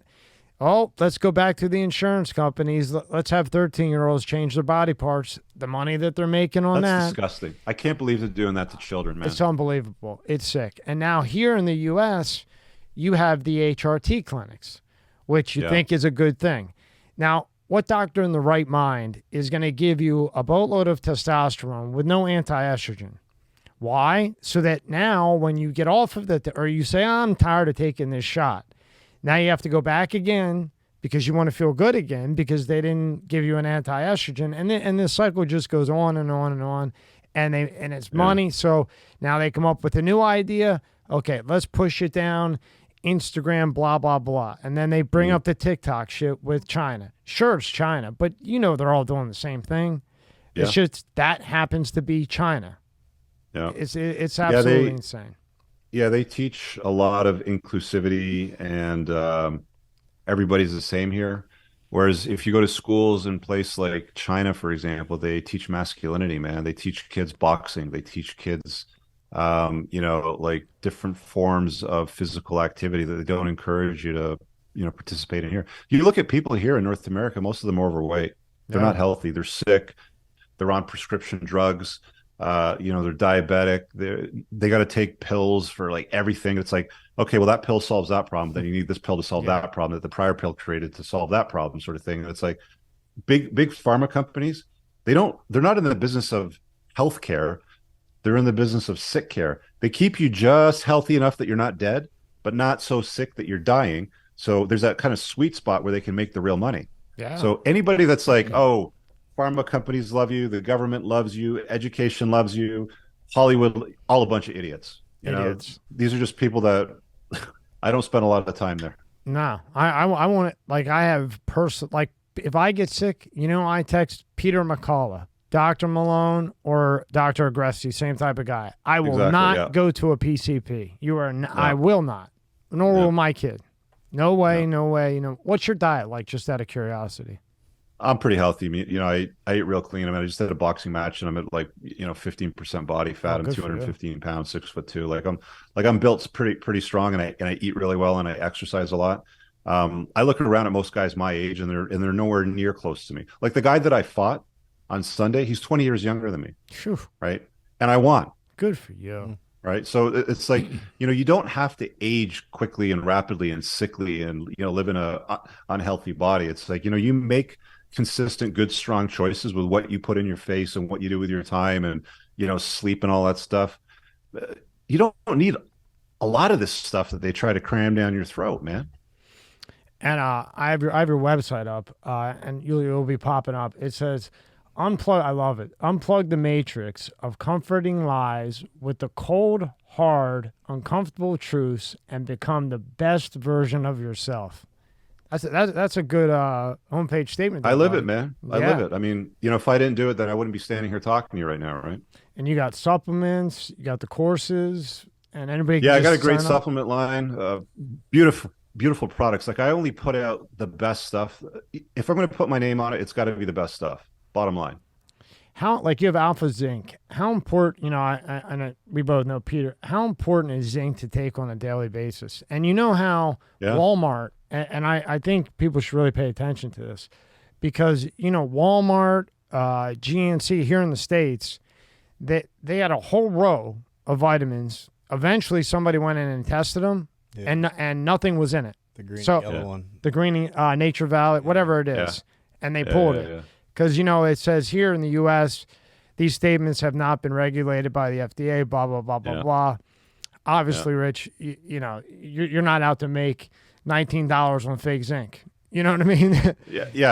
That's the thing. Some people get mad because it's like, oh, your products are too expensive. It's like don't buy them then.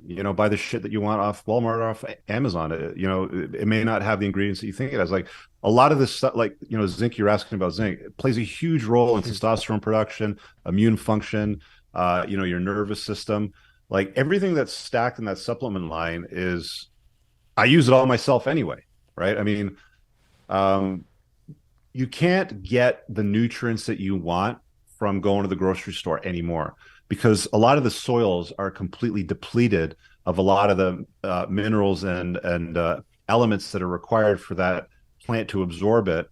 And then, you put it in a salad and you eat and you get the same thing. Like our soils are depleted now with a lot of these things that we needed in the past. So you can eat as much salad as you want, but you're still probably not going to get the amount of potassium that you need from the salads. I take a potassium supplement also because of that, right? You need like 4,000 or 5,000 milligrams of potassium daily, right? So like there's lots of things that people don't understand. And sometimes when I get in these conversations, like, oh, Rich, tinfoil hat, blah, blah, blah. You know what you're talking about. I get my stuff from Amazon or from Walmart. It's just fine. Okay.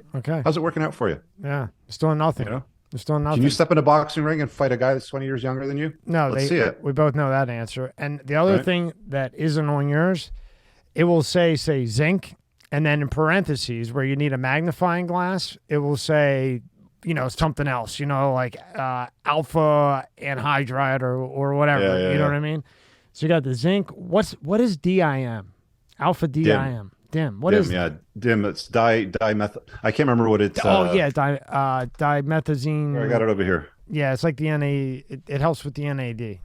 It's what it does is it helps slow down or stop the aromatization of testosterone to estrogen. So DIM is basically like broccoli. It's like cruciferous vegetables, cauliflower, kale, broccoli.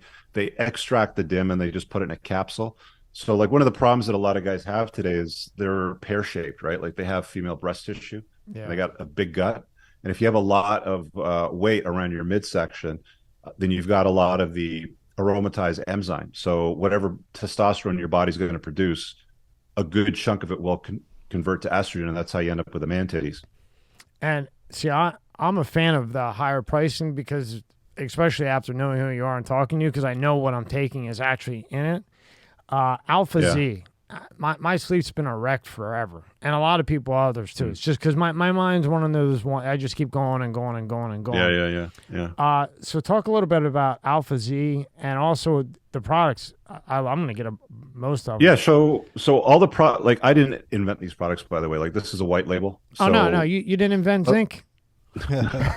No, actually, how I got into the supplement line, and I'm not a big fan of physical products, is because I had a coaching client dealing with something in his personal life. At the end of the call, he's like, "Hey man, you got a pretty big audience. Have you thought about selling supplements? This is what we do." Da da da da. I said, "Whatever." I was like, I kind of blew it off because I thought it was just another bullshit pitch. I said, send me some samples. Everything came in hard glass bottles. Nothing was a hard capsule. They were all caplets that were filled with powder. I'm like, oh, this is interesting.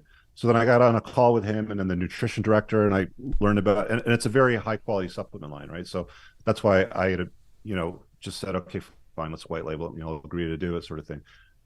Everything that I've put out there, like the sleep product, for example, Alpha Z, all the ingredients, I had shit sleep during my 30s. I had a colicky baby. Then I went through a shitty divorce. Then I had issues going on in my business. Trust me, there was like years where I was lucky to get like 3 or 4 hours of sleep. Sounds like my life. Sounds like my life about 2 years ago. That's why I'm asking you. Yeah. And I was like, man, like this sucks. Like I used to wake up to an alarm when I was in my 20s and have to hit snooze to go back to sleep because I would sleep like 10, 11, 12 hours and go back to sleep, whatever. Now it's like I could barely get 3, 4 hours of sleep. And I was like, I had to do something to fix my sleep. So I hired a guy that was coaching me on that sort of stuff. I looked at my blood panels, my nutrition panels. I changed the temperature in my room, made it cold. I got a chili pad, put it on my bed. It cools down the bed.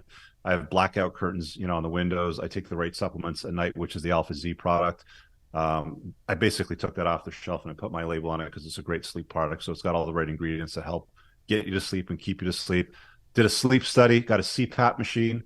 It was very uncomfortable for the first month or two. It's like a nose pillow. It goes on your nose. Yeah. Man, I sleep so good now. I sleep so good. That's so awesome. Right. So, when you have these problems in your life and if you're serious about fixing them, like you'll tackle them. Like I'm just that guy, right? Like this is a problem. I'm not dealing with it anymore. Let's go fix it. Right. So doing all those things, it wasn't one thing that I can say, well, just take the supplement, you'll sleep better, or just make your room as dark as possible and you'll sleep better. I think it's all those things combined that help to restore my sleep and just improve the quality of everything. Like I wore a SpO2 monitor on my finger for months to track my blood oxygen at different times of the night. I get very geeky with that stuff. So I knew that there was supplementation that you can take at night. I have a thing too at night because I'm trying to get that's why I'm harping on the supplements. You know what I mean? Yeah. You know it is. When you want that, you tackle it. But it's tough the supplement here, helps you fall asleep faster and stay asleep longer. Yeah. That's a good part of it. But a lot of guys, as you get older, like I'm not obese or anything like that, but I have sleep apnea, right? And I didn't know that I had it until I did the sleep study and I was tracking my blood oxygen. Then I got the CPAP machine. I had to try different nose pieces.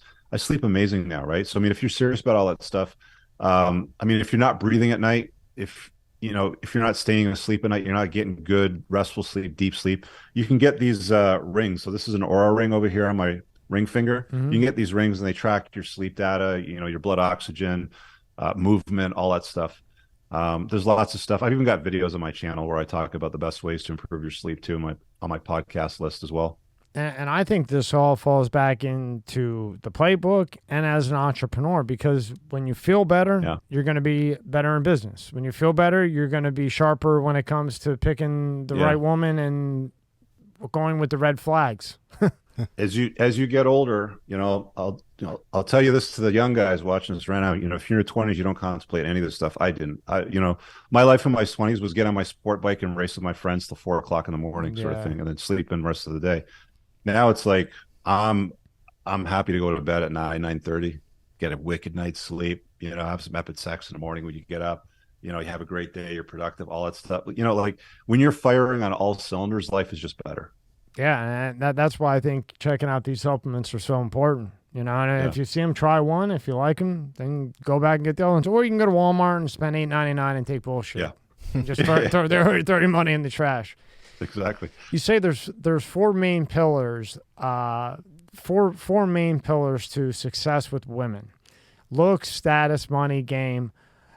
What area do most guys lack in? Money, I guess that's a give or take. Yeah. In general. So I've actually expanded that because I had a few coaching clients that were very successful. They had a lot of that stuff: status, money, looks. They were in really good shape, sort of stuff. And I had to add captivation to that list, and also being unplugged, as well. So now there's being unplugged from the lies, looks, money, status, game, frame, and captivation. I think the captivation part gets overlooked a lot, especially by the guys in the dating sphere. Like a lot of these younger kids that are just like, looks, money, game is all that matters, sort of thing. It's like, no, because if you're loaded and you're 50 or 60 years old and you've been through a marriage or two and you're divorced, and you're boring, you don't have hobbies, you think you're going to get girls to stick around if you're boring as shit? No, like you have to lead a captivating life. I was talking to this guy one time and he's like, Rich, I got lots of money. I love overlanding my, I can't remember what is a Jeep or something like that in the Arizona desert sort of thing. He goes, but I have the hardest time getting girls and keeping girls. I'm like, you're kidding, right? We're on video. He calls into my podcast show. We're on video. And I said, you're a good looking guy. How tall are you? What do you weigh? Okay. So you're not fat, you're in good shape and you're tall. I'm like, why aren't they sticking around? Well, this, that, and the other thing. I go, what do you do that's fun? Like, what activities are you doing that you invite them into? And he's like, well, I do this stuff with my buddies. I'm like, here's the plan, buddy. The next girl that you invite out on a date, like for date number 2, like just do a coffee date, do a sniff test, see if you dig her vibe, see if she's interested in you. Just do that for the first date. I go, second date, you're going to do an overlanding adventure. You're going to instruct her to pack a picnic, okay? Because you guys are going to be out there for a few hours, and you're going to take her to see the best sunset she's ever seen. A place where you can do that, right? Oh yeah, I got this canyon, this whatever place it's called. Good. So you're going to park the Jeep there. She's going to roll out the picnic. Da da da da da. Long story short, they spend the night together, right? She has the best time ever. He can't keep, like, he's got girls that won't leave him now, right? Like, captivation is an incredibly important part of attracting and retaining women, because, as they say, you can do anything to a woman you want except bore her. Yep. I think that motorcycle thing is number one, because I never get, throwing her on the back. I mean, yeah. I think the bike's number one. I miss motorcycles so much. I'm so tempted to get another one. I was just going to tell you that. I live in Florida now. When I lived up north, it was more safe. Down here in Florida, you got half of Florida's God's waiting room they can't see. Yeah. And then the other half drive like complete lunatics. So okay. I mean, complete lunatics, right? I mean, nuts. So when I came down here, there's no helmet laws there either, too, right? So a lot of guys roll without helmets. No, you should see these guys. I mean, because there's a lot of traffic at 5. These guys go in and out, and I've had them all. The Harleys, I've probably had 15 bikes. And when I see these guys do this, they'll come by me and I go, whoa. And I just, whoa, I don't know how he's going to make it. And down here, what's funny is the cops aren't allowed to chase them. Because really? It's a risk of more of a crash. Yeah, but every single week, I get this tempted to go back and get, because I miss that so much. And when you do have a girl, there's nothing like it.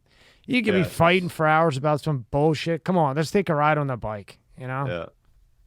If you get a gal on the back of your bike and you show her a good time that night, she's totally hooked. Game over. Yeah. And what was the other one that you added? I thought it would have been charisma. Well, charisma is part of like having game with women. It's it's like built into that. So again, it's unplugging or being unplugged from society's lives, because truthfully, women don't want sheep, right? Like they want to be with a giant. They want to be with a strong, virtuous man that leads. You got to be good looking, right? Like you can't have bad style, bad clothing, unkept, untidy. You got to make the most out of what you get. If you're losing your hair, shave your head. If you're losing your hair, get a hair transplant, if that's an option. Like, just do something, right? So the looks component, having money, you can't be poor. Women like successful men. Men are success objects. So get your money sorted out. Status, having a nice online presence is great. You don't need much. You don't have to be an influencer or anything like that, or have a podcast or anything. But if you're competent, you're funny, you do good things, you have good friends, you have a good social network, take some pictures while you're out and post them on Instagram. When you meet women, they're like, hey, what's your Instagram? They want to look you up. They want to do their research on you, especially with their committee, right? So there's that. Having some status. When I walk into the sushi restaurant that I frequent, there's this boutique one where the Japanese guy, it's a very small place, like 4 or 5 tables. Mr. Cooper, like they show the respect. They bring they bring to you what you want when you want it, right? They're very and they know your name. Status, they know you by name. Yeah, they know your name, right? That's a big thing. Having some game with women, knowing how to play them, and not play them in a detrimental or a mean way, but know how to be playful with women, right? Like, game is part of that. Having frame. So again, you set healthy boundaries around the relationship. Hey, Rich, I want to claim you. I don't want to share you. Where do we stand? Okay, cool. But I don't take women seriously that post provocative pictures on social media. So where do we stand with that, first of all, sort of thing. Like, that's what frame is, having some boundaries with women, sort of thing. And of course, there's the captivation, which is the 7th one. What is it with these guys? Like their hairline's almost back to their neck, and they just don't shave it. They don't shave, and even LeBron James, he's been down here and got 37. I mean, the guy's got a ton of money. He's got 37 hair transplants. Just shave it. Like, what is it with this? Either. Like, just shave the shit. I don't know. Some people are like, I don't like the shape of my head, or they got moles on their head, or whatever reason. I don't know. It's like the whole Seinfeld episode when Elaine was making fun of George. And it's like, you're just holding on to scraps.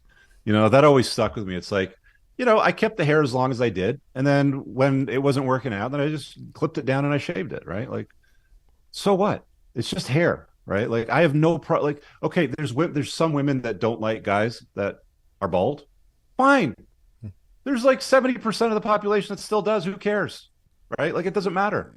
But people get very, very self-conscious about things like that. It's not, and even like the actors, I've seen them do it. They'll play big roles in movies. Yeah, what's his name? Matthew McConaughey. Like, his hairline is a mystery, right? Like, it's gotten better and better over time, and possibly better and better over time, right? There's entire YouTube channels that are dedicated to analyzing somebody's hairline when they got their grafts, how they did it. It's like, the obsession is real, right? You should see Bradley Cooper's. We have Bradley Cooper coming in.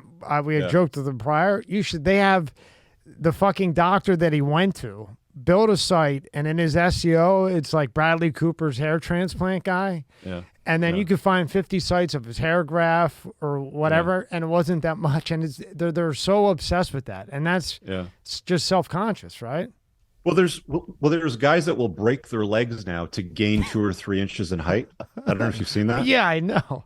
I mean, look, I'd love to be 6 foot tall. How insane do you have to be to break your freaking legs to gain 2 or 3 inches in height? What do they do? To realistically get a very low tier chick, anyway. At the end of the day, Rich, break your leg. What do they do? Stem cells? That's fucking nuts. No. They literally break their thigh legs, and then they insert this pusher mechanism that slowly stretches out, and bone fills in the vacant space. It's very painful. There's videos on YouTube about people that have done this.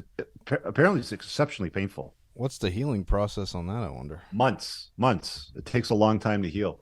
And even then, your legs will be 3 inches longer, but your arms will be the same length. So you're going to have weird proportions. Maybe you have to break your arms then. Now you got to break. That'll be the next thing, is breaking your arms to match your legs. Nuts. I saw that. Like, breaking your leg, buddy. Like, it's that important to break your leg. You see some of these athletes who have broken their legs, and like, are you nuts? Like, you go into the doctor and put your leg up there and say, yes, sir, I'd like 2 fucking inches. Break my leg, or break my 2 legs, and then show me how to walk again too. Yeah. I mean, I have friends that told me that they were contemplating. I said, if you do that, I'm not going to be your friend anymore. You can fuck off. Well, what are some of the most, you've been all over the place. What are some of the most disabilitating lies that men have been told and actually believe it? some of these speakers I can name, they got big names.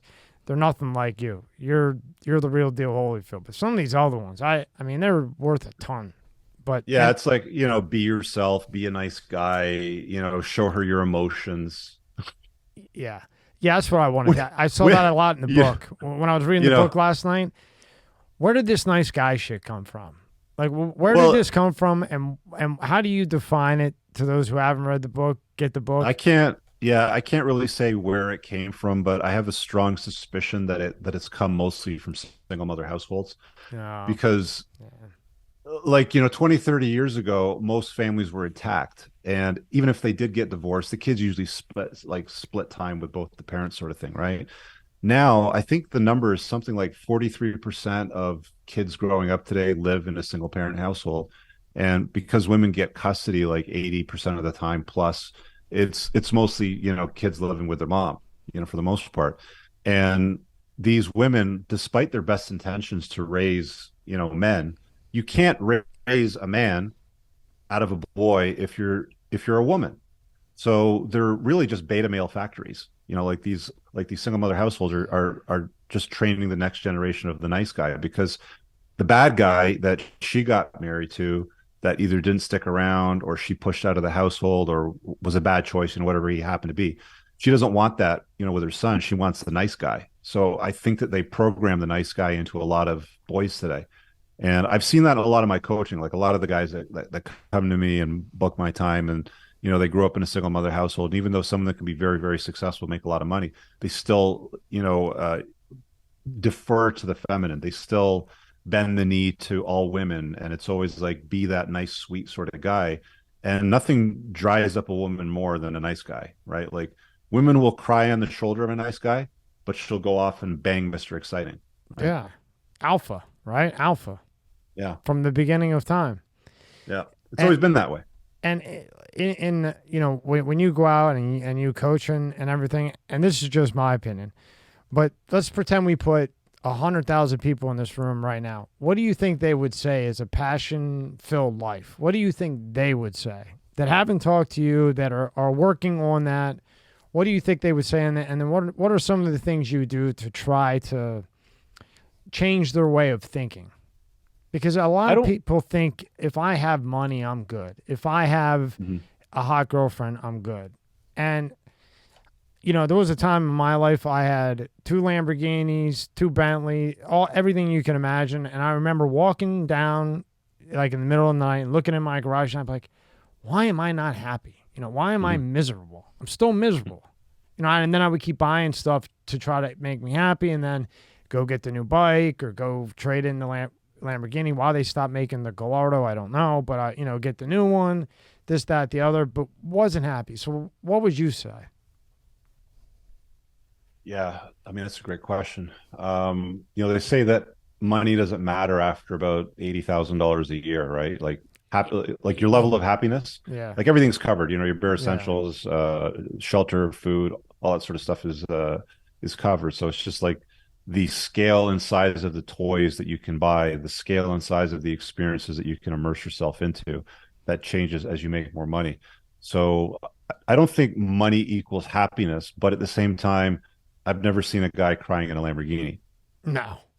Right. No. Believe me, I wasn't crying when I was in it, or I wasn't depressed when I was in it at all. Yeah. Yeah. I mean, like it gives you the opportunity to buy certain, you can buy a seat in a room. You can buy a place on a yacht. You can buy a seat on a plane. You can buy, accommodation on Richard Branson's private island, right? Like I've seen all these opportunities, presented. So does money matter? Yeah. People that say that money doesn't buy happiness, I think they're shopping probably in the wrong spot, because I'm smiling from ear to ear when I'm driving my McLaren, man. Yeah, like anybody who says money doesn't buy happiness is full of shit. But that's they've never had money, obviously. But that's not the whole package, though, right? No, it's not. No, there's a lot more to it. Like again, I think that for the most part, a lot of guys, they just sort of subscribe to conventional wisdom and conventional ideas, which is find a wife, have a family, and everything will be tickety-boo. But the divorce rate's 50%. And I've seen studies on this too. Like you ask a bunch of couples that have been together for 8 years. I think 8 years was the average time. Take a guess what it's in the book, so you probably know the answers to this, but the amount of people that reported that they expressed a sense of deep, undying love for their partner was only 13%. The amount of people that expressed obsession with their partner, so probably the highest level of love, was something like 3%. So the vast majority of people that are together after 8 years are really not that happy, right? So it's like they're more like roommates, right? They're more just roommates. Pretty much. Yeah, and there's a lot of BS that guys have the opportunity to consume. One of the ones that I see that pops up a lot too is it happens in like private Facebook groups, because I'm in a bunch of these groups. I'm just a fly in the wall, but whenever something pops up in the algorithm, it shows on the screen, and it's like these guys that think that the 5 love languages are the way to resolve their marriage.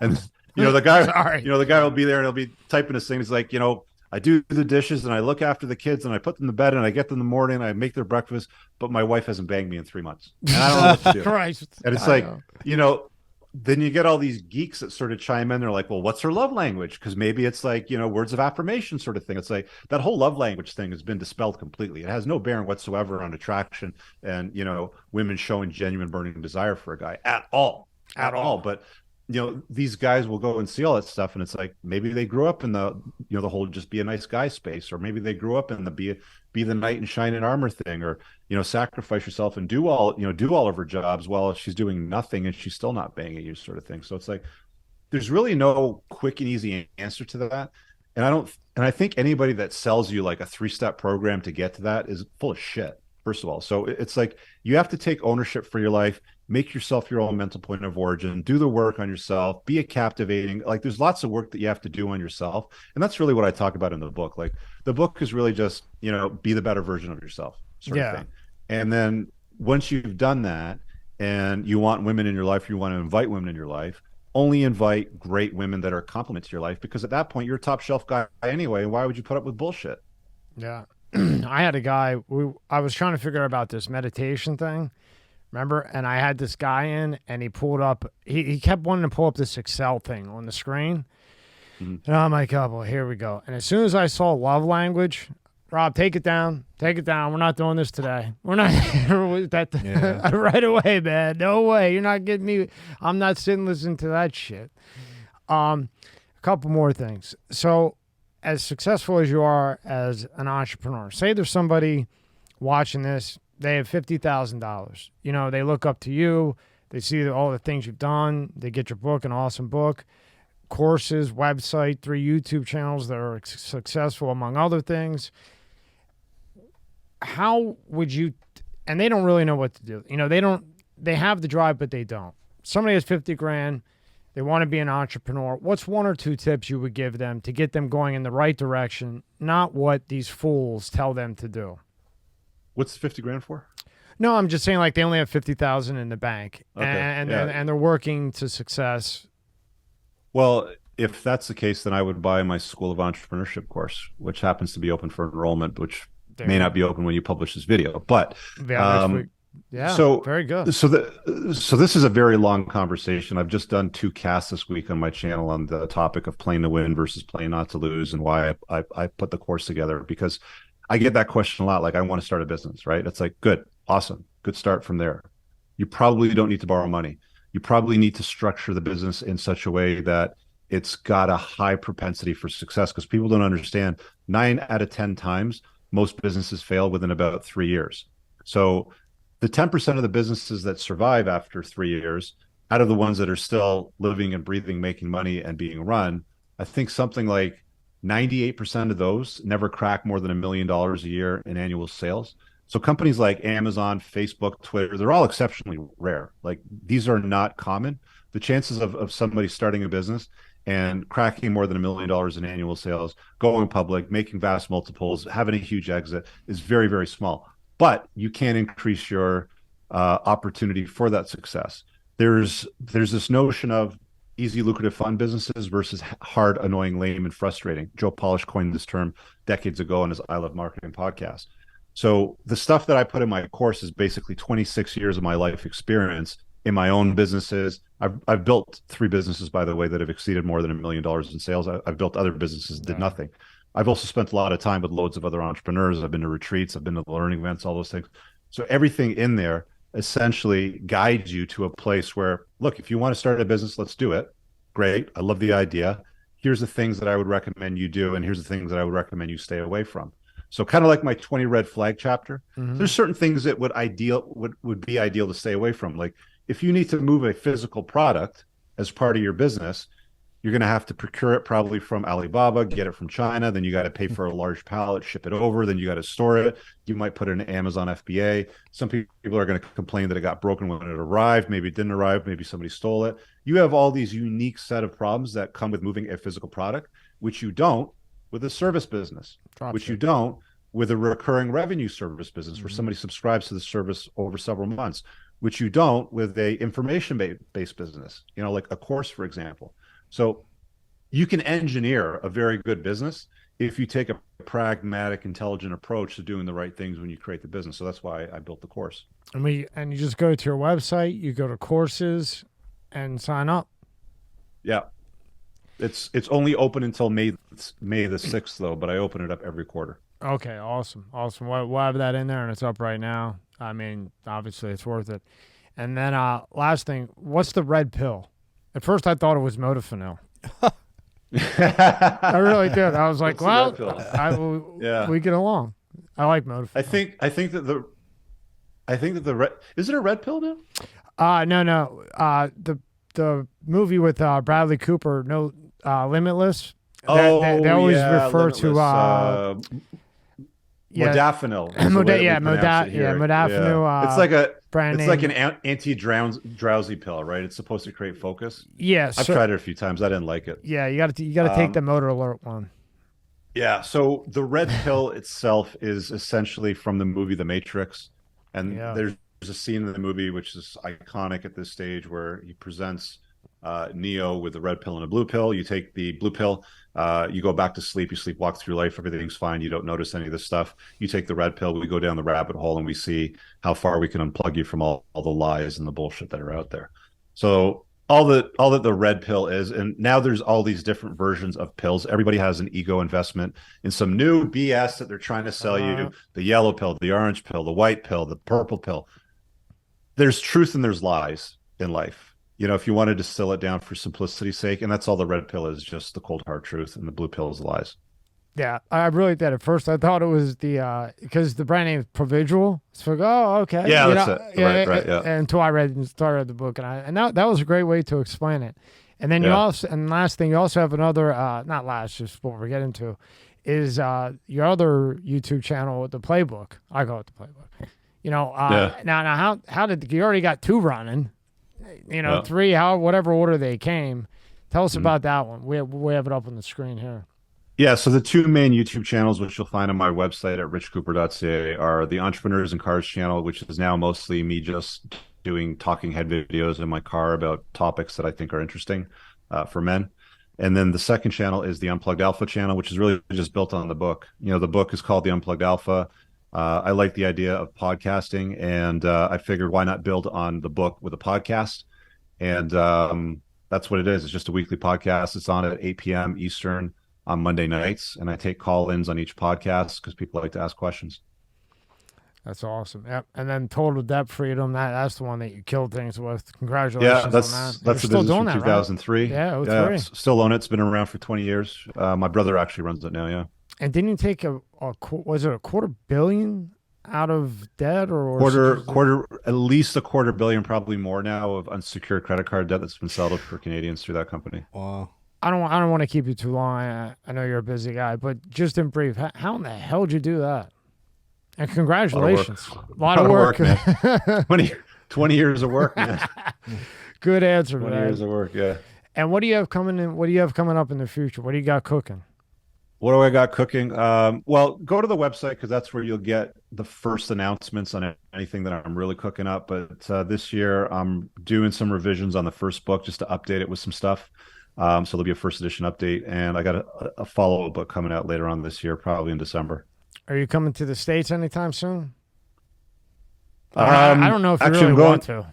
I'm going down for a pig hunt next month. I'm going down to Texas with some friends to shoot some hogs. Oh, cool. But yeah, I travel quite a bit. I got a couple of rallies that I'm doing this summer. We usually drive down through the Appalachian with about 80 friends, and we do this long ass road trip. It's a lot of fun. But yeah, I'm always open to travel. I mean, if anybody wants me at an event or something like that, just hit me up on the website. Awesome. We'll have all this in the description along with all your other social media. And just a personal question. How different is every day in Canada versus every day in the States as the States turn to total shit? It's colder, probably wetter, more woke. More woke there than here? Oh yeah, way more woke than Florida, dude. Wow. And everything costs more and your tax heavier, so there's that. But it's safer. It's safer. You mean they can't? Oh, you can't shoot somebody and get bail. That's about it, right? Everything else is That's worse. about it. The rest of it sucks, though. All right, man. Thank you, Rich, so much for your time. I'd love to have you on again. Maybe I could grab you when you're shooting some pigs. Thank you for your time. See you guys later. Great everything. Thank you. Cheers.